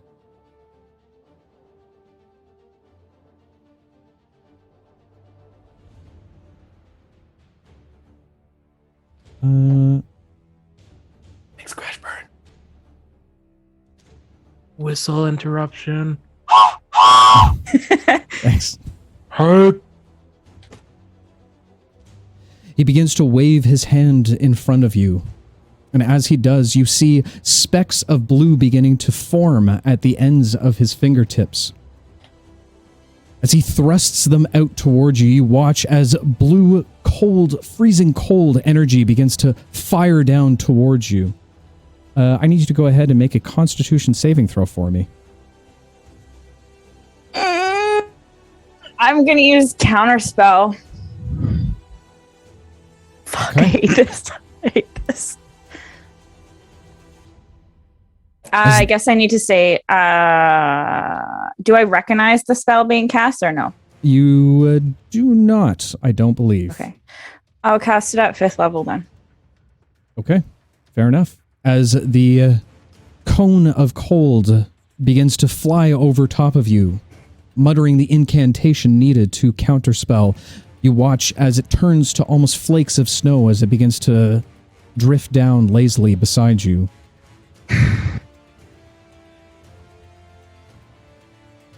Not too bad, my pupil. Seems I've taught you well. And with that, you're up. Okay. Wow. Now Alara, peering into the future, can see exactly where Racilian is going to be. She rotates her staff around one more time and uses the charge to use her critical fate to cast Chromatic Orb at the 6th level, right at Racilian. So that will be an auto hit of 8d8 critical, so doubled. I'm going to use fire. I'm going to use fire. So this giant fireball sort of comes out from her staff and then hurls itself right at Racilian. Oh my gosh. I should have got these dice out. Hey, I'm like shaking right now, in case anyone wants to know. Probably fine. Probably fine. Okay. Oh yeah, I rolled 2 8s in that set. Yeah. 7, 8, 9, 1, 2, 3, 5, 7, 8, 9, 1, 2, 3, 4, 5, 6, 7, 8, 9, 50. That's 50 doubled is 100. 100 points of fire damage. Very good. Watch him just say cute. Yeah, 8. I rolled 8d8. That makes sense, right? Yep. Okay. As the blast of fire seemingly cascades over top of him, you watch as his robes become tattered and burned. With burn marks and a few bits of fire coming off of his robes entirely. He stands proper once more, brushing out the fire. Is there anything else you'd like to do on your turn? I'll just say, I don't want to do this. Like, please, let's stop. Let's stop this. This is crazy. You come at me with your firepower and then ask me to stop? I think not. And as he says this, you watch as some of the burns meticulously start to fade away as he seemingly begins to regenerate himself. Oh. Me. He begins to chat. utter an incantation once again. And as he does, you feel a little bit of a rumbling in and around you as it seems like space and time begins to rip open itself as he casts Gravity Fissure. Fuck me. And- Counterspell! Counterspell! 4th level! Please, I hope that works. Oh my god. Go ahead and make a intelligence saving throw. Or no. How does that work again? Oh fuck, I hate this. Rob, help! If casting a spell of 4th level or higher, make an ability check using your spell casting ability. The DC equals 10 plus the spell's level. Right, that's what I thought. Okay, so go ahead and make an ability check against intelligence. 10 plus an ability check? Make an ability check. Depending using on the my level spell he's cast- casting that at. Got it. that'll Using set my... yeah. Okay, my spell casting ability. And that's my spell You attack? Should be your Yeah. intelligence modifier. Yeah. On a Oh.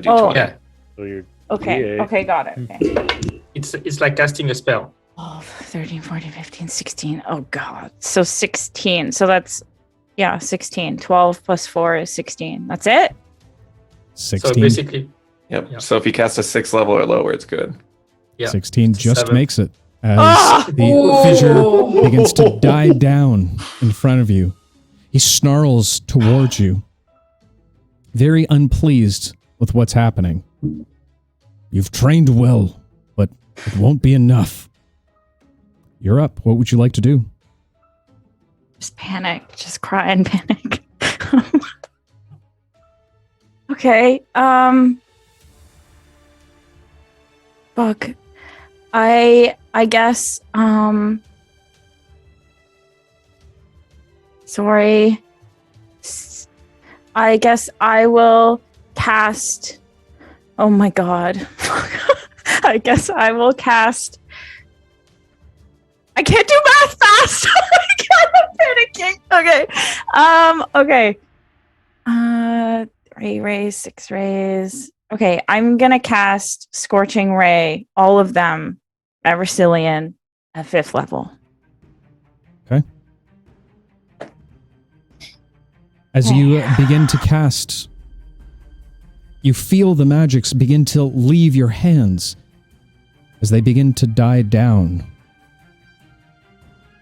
All of You them? look up to see Resilian muttering the words of Counterspell. Fuck. Fine. I won't counterspell it back. I need it. It's a counterspell battle. Okay. Alara will just sort of grit her teeth and look pissed off. Okay. With that said, you watch as Resilian, again, more of the burns start to melt away from his body. He gives a brief smile before putting his hands out to the side as you watch as what look like 2 red saw blades begin to appear in both of his hands. Okay. I fucking counterspell again. 4th level. At 4th level?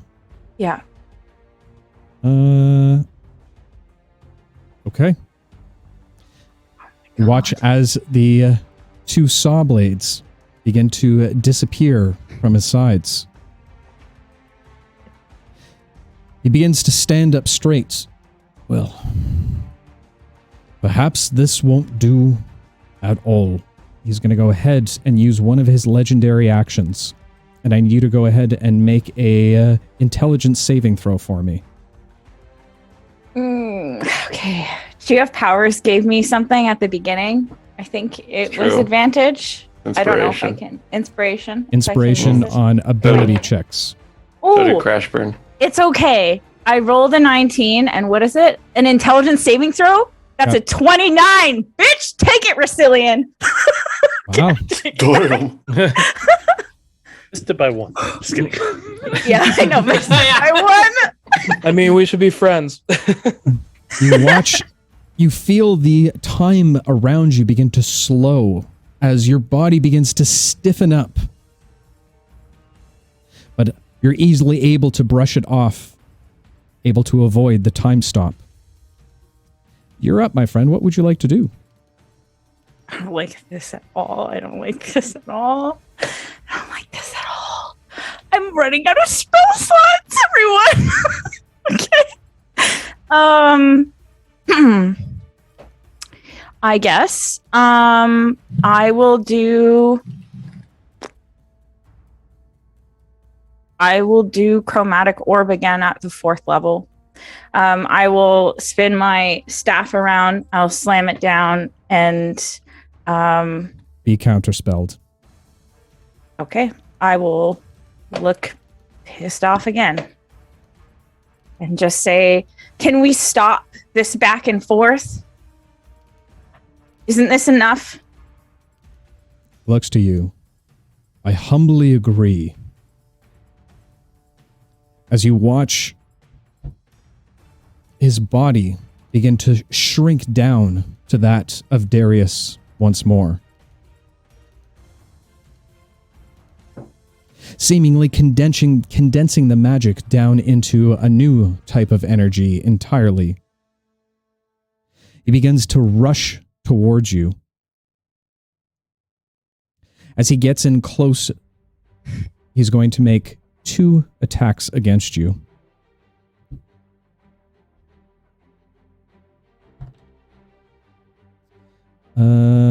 First hit is going to be a 19 to hit. That will hit, but I will use my reaction, a charge from my book, and Alara just disappears and appears 10 feet to the left. Okay. As he swings his fist towards you, giving a roundhouse of a punch in your direction. He misses entirely as you bamf out of the way. Turning towards you, he gives you a bit of a stink eye, now making his way towards you. Giving his last 10 feet of movement, he's going to try and make a second attack against you. And that is going to miss because I rolled like shit. As you're able to dodge out of the way of his attack once more. You watch as he comes down, hitting onto the ground as the rocks underneath crack under his knuckles. You're up. What would you like to do? Laura stands confidently as she reappears and the wind just blows by her hair and she just keeps eyes locked with him. Feeling a moment of confidence. Oh my god. Okay. I guess she's gonna go back to her good old hands of time. Alara is gonna whisper her words, put her hands up, and her 2 ethereal cogwheels appear in our hands, and she will throw them at Ursilian. Okay. Go ahead and make your 2 ranged attacks. Okay. The first one is... Big numbers. Is 21 to hit. Okay. The second one is not as good, 19. 19. As the hands of time fly out towards him, you begin to watch him as he utters a strange incantation you've never seen before. He's going to use Spell Bounce. As the blades seemingly turn and fly back towards you. What's your AC? It's 15, but I'll cast shield so that as my reaction this round so that the first one doesn't hit. Okay. Fuck me. The first does not hit, however, the other skims by your face, causing a deep cut within your cheek. Cheek scar! You did it to yourself. Go ahead and roll damage for yourself on one of the attacks. All right. That is... I rolled 2 6s, a 5, and a 4. Fucking 12, 13, 14, 15, 16, 17, 18, 19, 20, 21. 21 points of necrotic damage. You take 21 points of necrotic damage.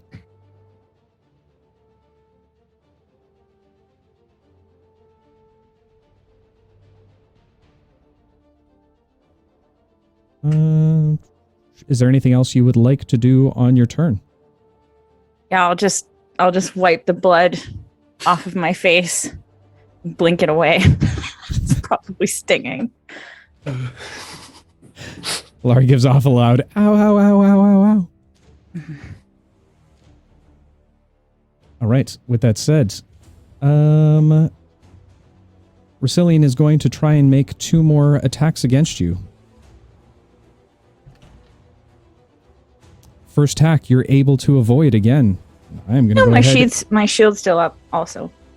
Okay. By the way. Sparkly blue shield. Phew, sparkles fly off of it as he hits. The first attack, he attacks, it hits the shield directly, causing sparks to fly off of pinks and purples. Pinkles. Giving a glare towards you. He leans back once more and lets a fist fly through. And that, my friend, is going to be a natural 20. Of course.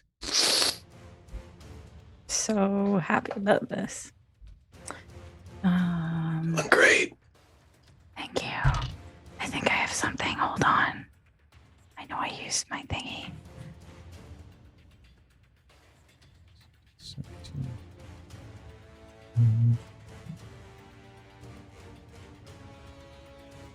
The punch lands directly into your stomach as you spit out a wop of blood towards Racillion. You take 24 points of damage. Do I have a reaction? I'm getting lost. I think because I use shield on my turn. You use your reaction on your turn, so no, you don't. Okay. So 24 then. Okay. Ugh.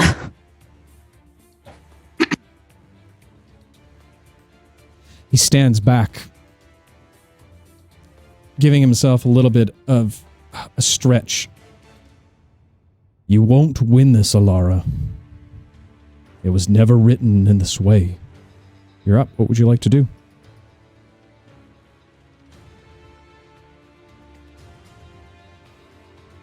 Oh my god. Guys, I have no spells. I'm gonna try Hands of Time again. 2 cogwheels come up again. And she's gonna whip them both at Racillion. Okay. Go ahead and make 2 spell attacks for me.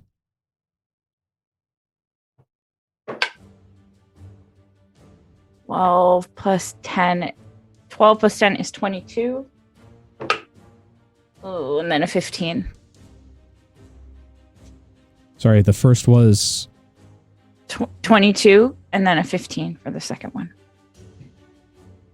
okay. As the blades leave your hands flying towards Racillion, the first he's able to move out of the way of. However, the second catches him off guard. Go ahead and roll damage on one of the attacks for me. Numbers, big numbers.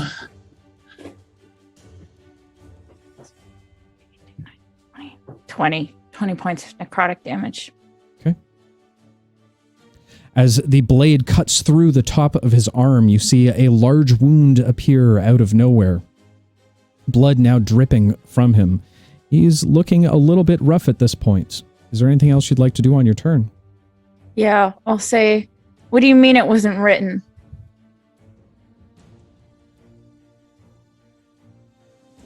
Racillion is going to once again stand up straight, cracking his neck a little bit. You watch as the cut starts to close up a little bit. Alara, this was never meant for you to win. This is my time, not yours. And he is going to...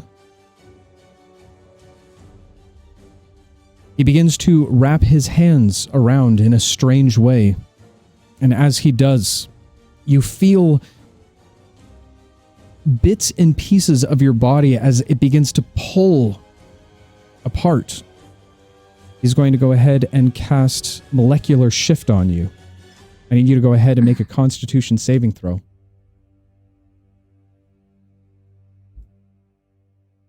All right.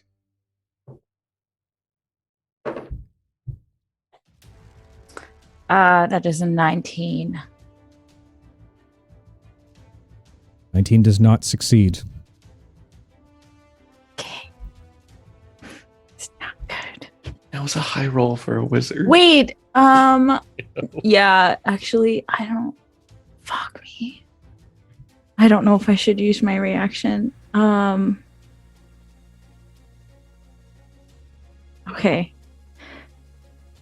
I will use my reaction to force. No, I'm not going to. Yes. No.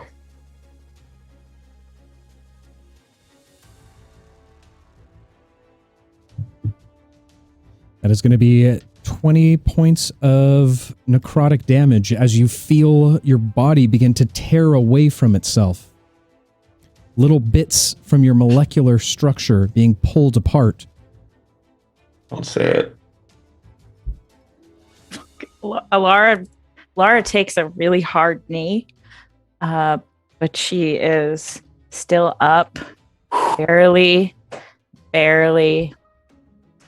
She will use her reaction.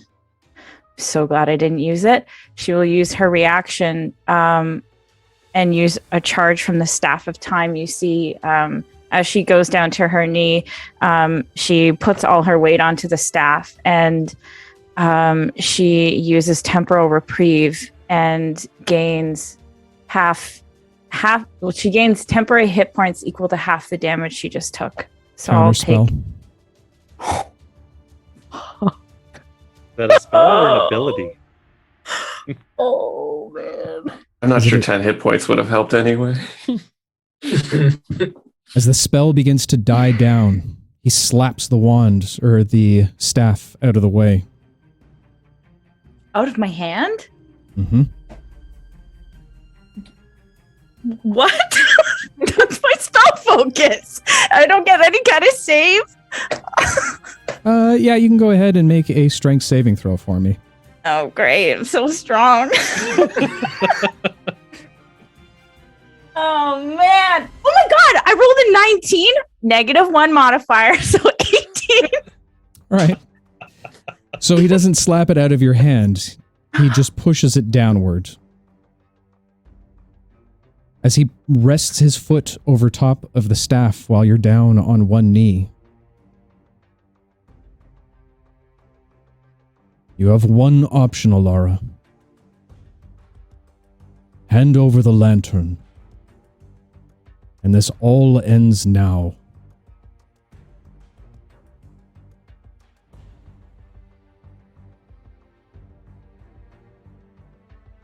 And what are you going to do if I don't? You going to kill me? He reaches down and grabs you by the throat, lifting you up. As he does, he turns back into Racilian, pulling himself up to eye level with you. As he rests his hand on your chest.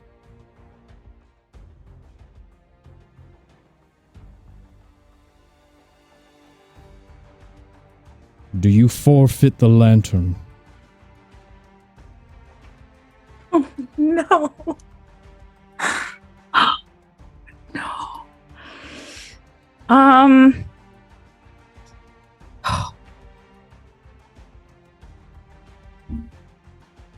my God. The lantern. Did you feel anything from it? Any sort of any feeling, or is it just like hanging out there? At this point, you have grown a little bit of a bond with the lantern. But it doesn't seem like there's anything coming off it just as of yet.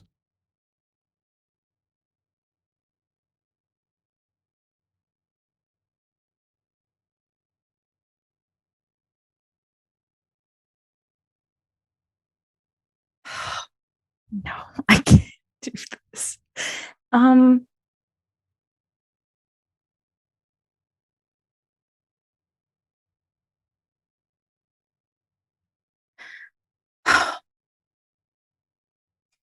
Alara's going to. Oh my god! I have no spells. She's going to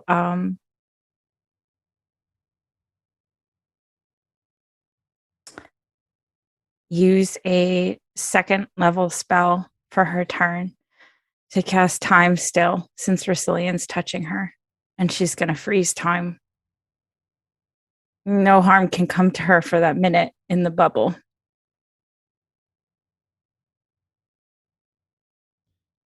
Resilient stares at you. You know this is frivolous. I don't can't. need to hurt you, to wound Then you. don't. Then don't. Just let me go. This lantern isn't yours and you know it. You won't be able to bond with it.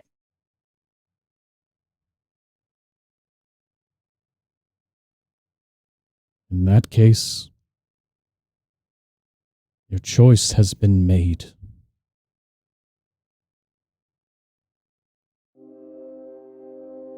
He reaches towards your chest, and you feel a strange pull, as if your entire being is being moved.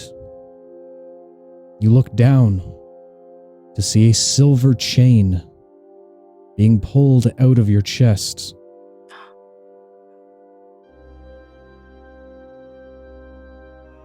I've given everything I could to you, Elara. I've taught you all I could. This is how you've repaid me. Like everyone else, you've betrayed me. In my darkest hour, I thought you of all people I'd be able to turn to. I thought you would be there and understand. No. You're like the rest of them. You're not deserving of what I give. Every time I put my faith in someone, every time, they fail me. They let me down.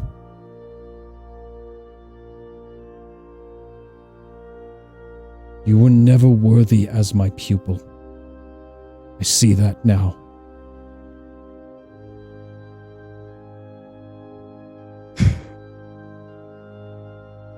Even in this moment, I know there's good in you somewhere. And you can stop at any time. Just stop.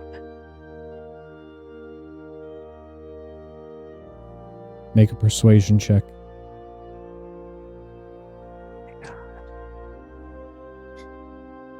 Gonna throw up. Hey, can I use the thing from GF Powers now? My ability check. Sure. Okay. Persuasion is good. It's a 24. 24. 24.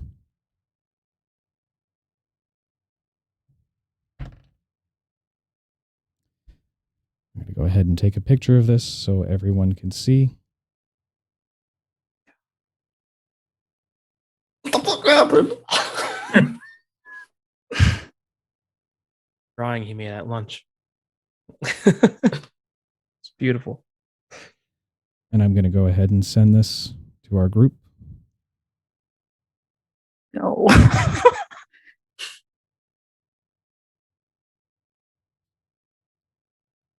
But for those watching at home, Cillian just rolled a natural 20.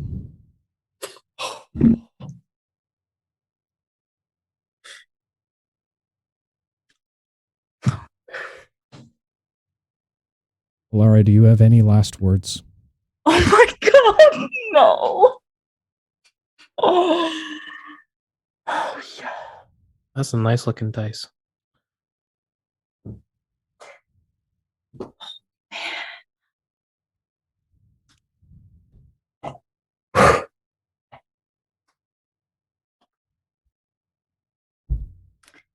Oh my god.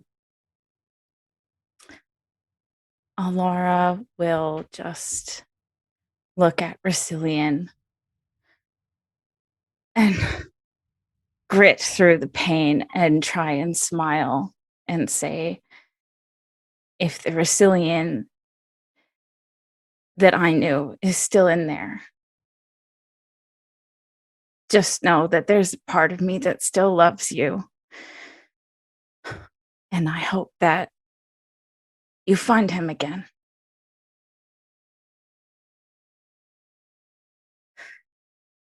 And I guess as Alara's eyes close, she just has flashes of her childhood with Alcor playing like hide and seek. She has a flash of like first meeting Lucy and offering him her hand on the floor of the bar. And she has a final flash of everyone in a group hug. And then it'll go black.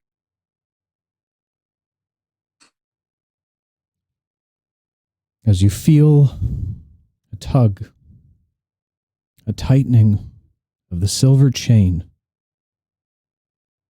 closing your eyes and accepting your fate.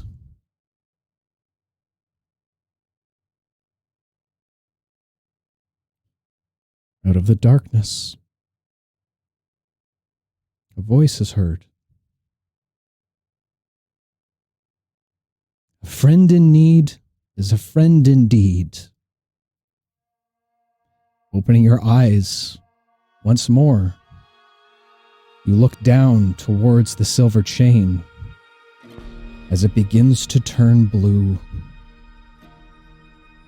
You continue up towards the chain only to see a blue transparent hand holding on to it.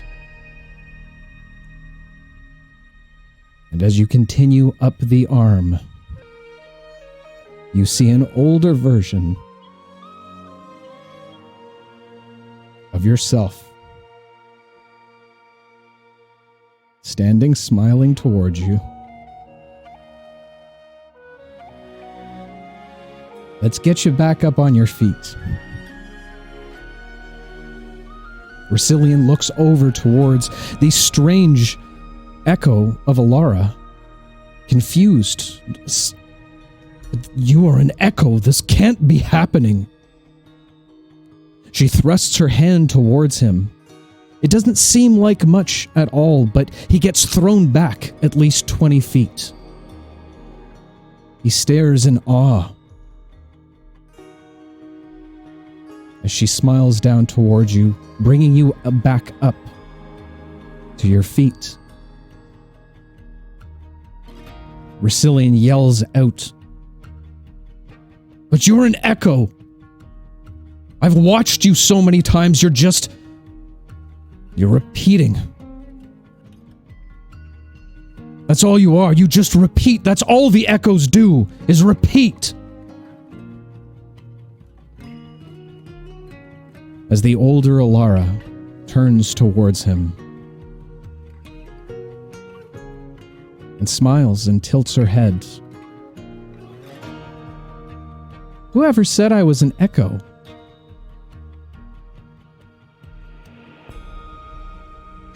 His eyes grow wide as he begins to understand. No.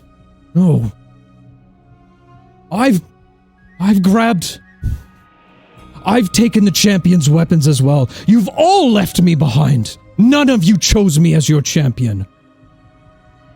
What kind of life is this? He continues to mutter onward before she interrupts him. You know, I don't think I've ever said this before, but I think you talk too much.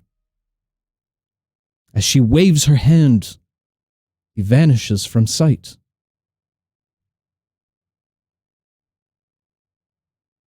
Turning back towards you, Alara.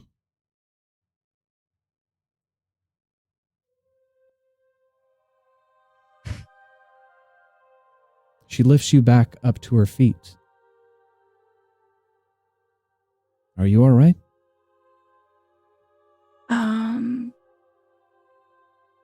I mean, not really, but thank you for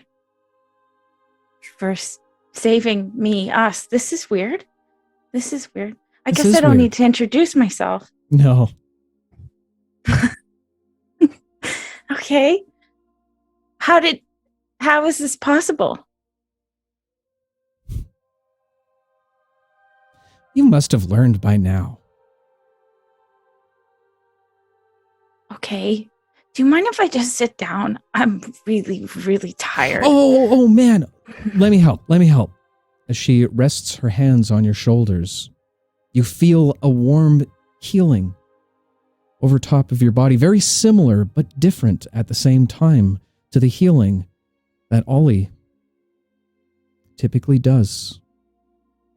This seems more akin to the magic that you're used to.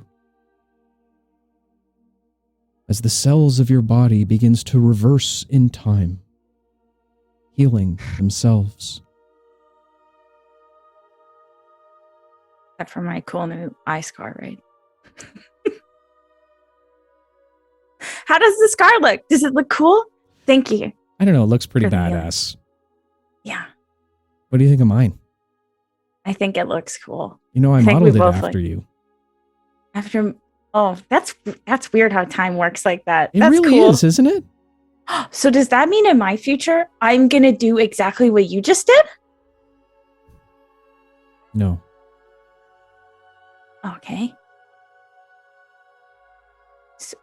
So what now? Are you going to come back with us and help us? Also, where's Rasilian? Do we need to worry about him anymore? Is he okay? I kind of just sent him back to where he was. Where was he?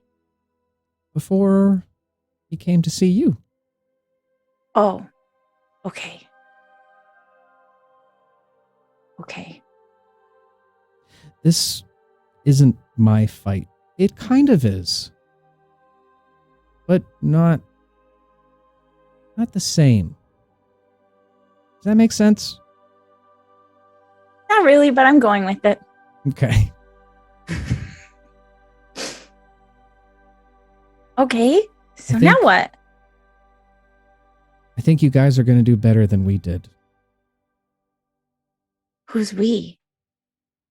Well, You and the same people? me and my friends. Was Lucy with you? No. Lucy didn't make it. What do you mean? What happened? I don't really want to talk about it.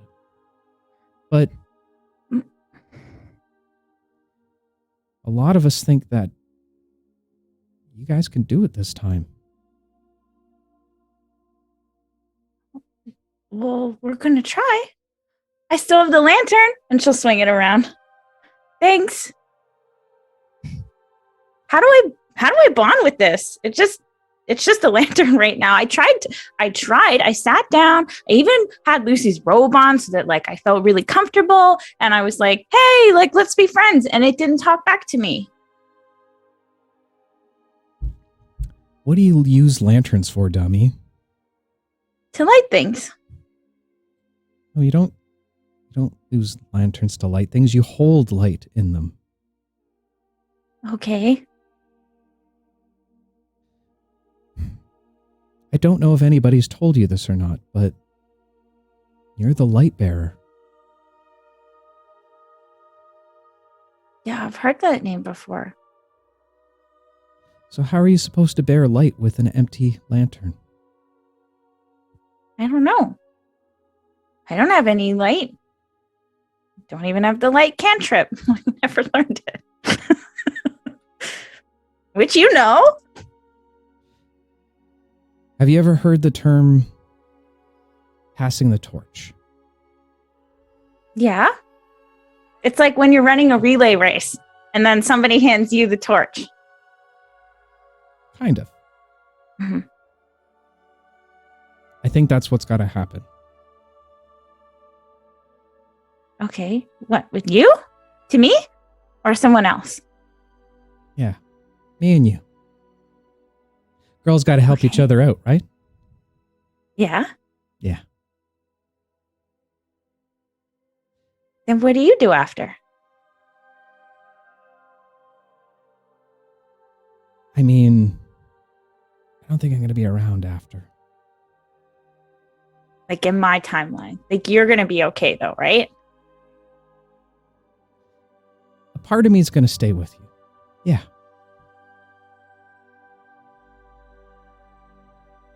Okay. But then what happens to you though? You're doing the thing that I do. I talk around answering a question. You probably get that from me. Yeah. We get it from each other. Yeah. I guess I shouldn't dance around it. My time's done. It was done a long time ago.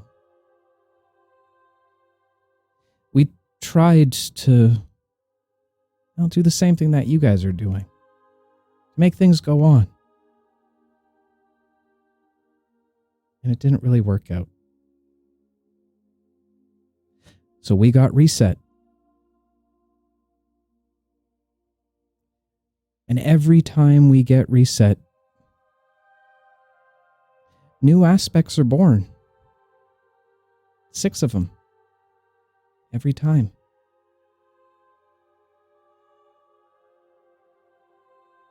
Mm-hmm. Okay. We go and do this over and over again, and we pick our champions.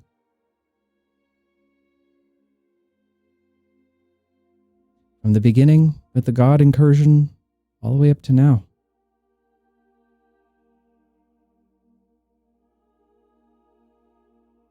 I picked this form for you because I knew you were coming. It's pretty cool, I'm not gonna lie. Yeah, it is.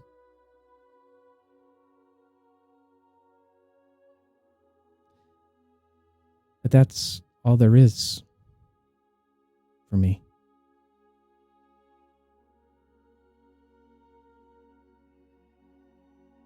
That Things are makes going me to change. Things are going to change after this. How so? I don't know. No one ever wins. But you guys have Lucy. There's a 7th. Mm-hmm. There's never been a 7th before. Yeah. He's kind of great. He really is. He's pretty cute too. I know.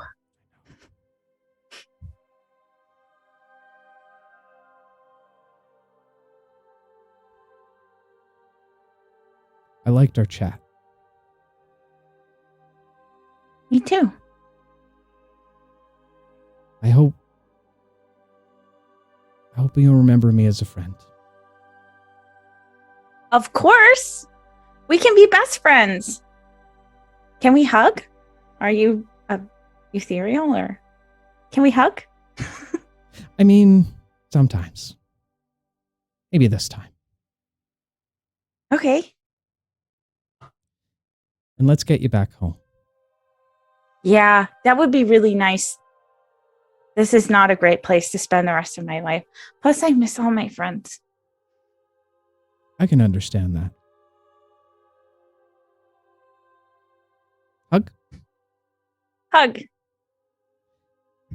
as you wrap your arms around the echo of yourself.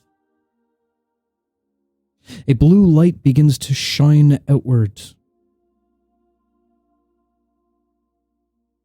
So much so that almost the entire cosmos itself is blinded.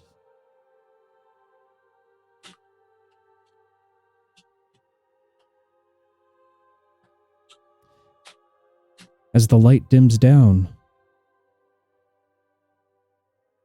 the world below becomes enveloped in darkness. As silence takes its hold, however far up on the asteroid, no one remains.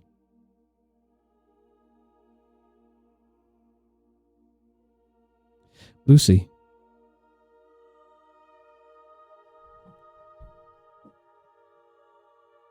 On your knees in the library, tears begin to form in your eyes, unsure, but also sure what happened to Elara.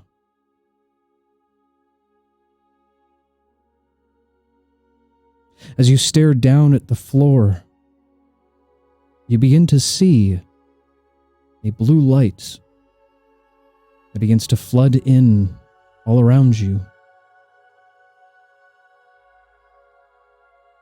A wind begins to pick up out of nowhere. As you raise your head, you see a point of blue light that seems to be hovering just a few feet away from you.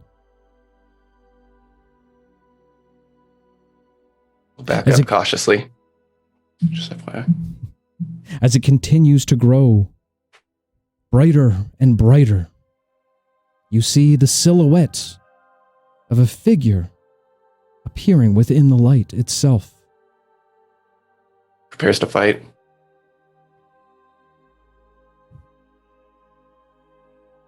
From the light, you see the silhouette come into view.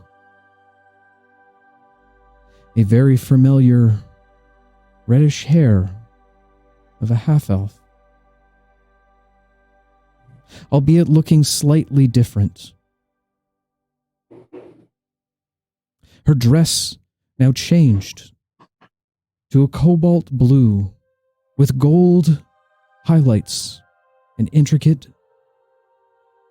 pieces and designs in and around the stitched overlay. You see from her wrists dangle 2 golden bracelets and a large circular flap of fabric that resides underneath, resembling that almost of a strange angel wing. But the most important of all, you see Alara now standing with her staff of time, attached to its end, now curved over slightly. A silver lantern with a bright blue flame residing on the inside. The light begins to die down around her, but the light she bears remains.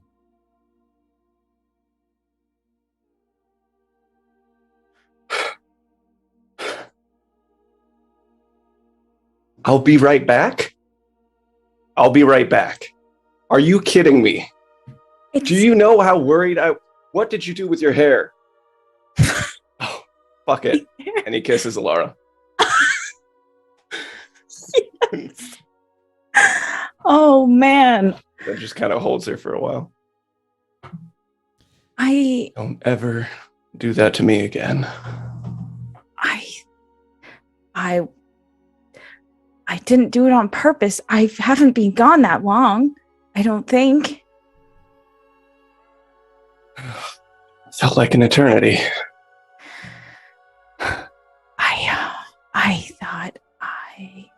I thought I was gonna die.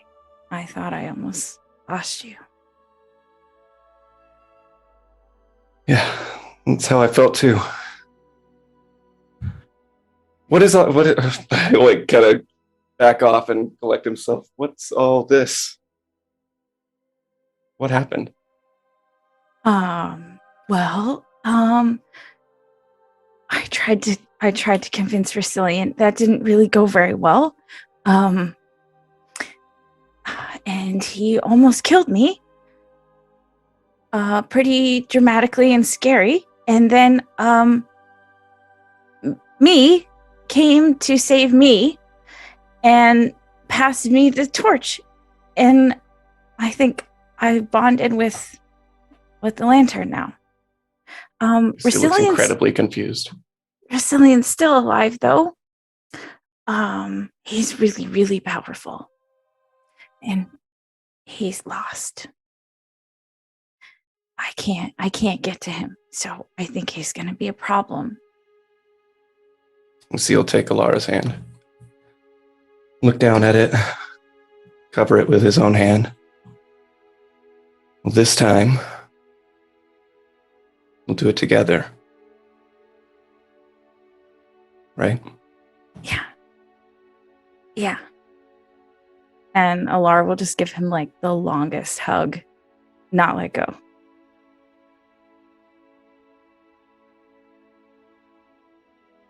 He'll stay in it. Just kind of lost in the moment. It's a good look, by the way. The scar, it's cool, right?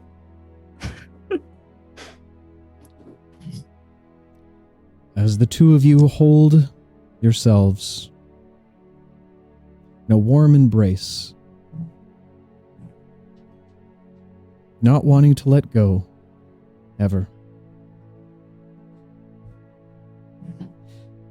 A voice booms out as if over a loudspeaker. 10 minutes from Trellis. 10 minutes from Trellis. Well, let go and step back. Should let the others know you're okay. Okay. Also, like, if you ever want to kiss me again, I like that. That was nice. Keep that in mind. Okay. A wink. As the two exit the library, hand in hand. That's where we're going to wrap up our session for the evening. Oh my god. What a session. Not okay. Oh my That was a roller god. coaster. I'm literally dripping sweat right now. Wow. That was craziness. With that said, we got a giveaway to do. Giveaway. Oh yeah. Give it away, give it away, give it away now. Oh yeah. I forgot all about that. Me too. Hashtag busy Happened when dying. you almost die. With that said, I'll take a couple more minutes before we go ahead and do the poll. Guys, if you haven't already entered and you're interested in winning some awesome cool sets of dice that you can customize for yourself, go ahead and put !dice down in the giveaway, or down in chat right now. We'll give you a couple minutes to do that. I see that Black and Forge has gone ahead and cast Hydrate, which 100%, why don't we raise a glass to all of our friends out there? Cheers. Cheers to you all. Cheers. Bix is gonna kill me. She is. Missed It it. was so perfect, though. It was so Oh, perfect. Yeah. Yeah, it was. Loved it. Okay. So with that said, I'm going to go ahead and I'll close off the entries for the evening. We are going to be giving away another set next week, so if you don't make it this week, then hey, that's cool. You can try again next week. All right. And if I can get a drum roll, please. Drum roll. Good luck to all that entered. But tonight's winner is none other than Amazing. Congratulations, Crimson. Absolutely amazing. Yes. Crimson, Well we got some deserved. dice Well on the deserved. way to you, my friend. Well deserved. And by the way, if you're not already following our friend Crimson over at the Fireside Portal, hey, maybe go check him out. They do a really, a cool show on Friday nights, I believe at 6 Eastern Standard Time. But Crimson, correct me if I'm wrong. And if someone could drop a shout out, thank you so much, Eli, very, very much. Congratulations to you, my friend. I'll be talking to you in a couple minutes anyway, so I'll tell you more there. But guys, as always, thank you so much for joining us. Thank you so much for all of the support. Y'all guys are amazing, whether you found us here, you found us on the TikToks, you found us on the YouTubes, whatever the case is. We're so glad to have you as part of the Tripper family, and it means a lot to us all. So with that said, I think we're going to do a little bit of raiding, little raidy-roo for the evening. Why not? Should be fun. And we'll go check out... Hold on, let me hit the button. You guys talk for a minute so I can figure out what the hell I'm doing. All right. Well, Boy, that was a butthole clencher, right, guys? yeah. Yeah. Literally thought I was dying there. Hey, you held your own for quite a while, though. Yeah. Yeah, that Yeah. first strike, 100 damage. I was like, damn. Yeah. Yeah. Oh, That's the man. highest damage so far in the campaign. I think so Yeah. too. That's A it. single Yeah, strike. probably. Yeah, because the only time that we got close was you did 88 points of fire damage. to Right. Cantrip. Right. Yeah. That's before I had my 6th level spell slot. Anyone else feel like older Alara, whoever or whatever that was, just died though? Yes. Yep, It's so really sad. somber. Yeah, it felt like giving up their life for the I for the don't know. cause situation. Or Yeah. took over Elara and stuffed our Elara into the lantern. Past Lucy the just door. kissed a stranger. Yeah. Oh, man. I was really worried. I kind of decided what Lucy was going to do when she came back, that like, what if Vasilian does win, takes over her body, like someone mentioned could happen. He comes back and then he ends up kissing herself. Oh, God. That would have been funny out of game. All right, guys, I have it all teed up. We're gonna go check out some more amazing tabletop role players. Quests and Chaos, some friends of the channel. They've come and raided us a few times, so I thought we'd go over there and show them a little bit of love. So. If you're not already following when you get over there, go ahead and hit the follow buttons. Make sure to show them a little love. Hashtag CC Love Raid, because we have nothing to do with the hate raids around here. If you've got your Alara hearts, use them. If not, then just hashtag CC Love Raid. And yeah, we'll go say hi to those lovely peeps over there. We're going to go ahead and start the raid off. As always, guys, thank you so much for coming and hanging out for the evening. Before I leave you, I beg you all one word of caution. Whether training with some friends and a new companion on a strange airship, or alternatively, fighting your mentor at the end of time itself, I beg you, one word of caution.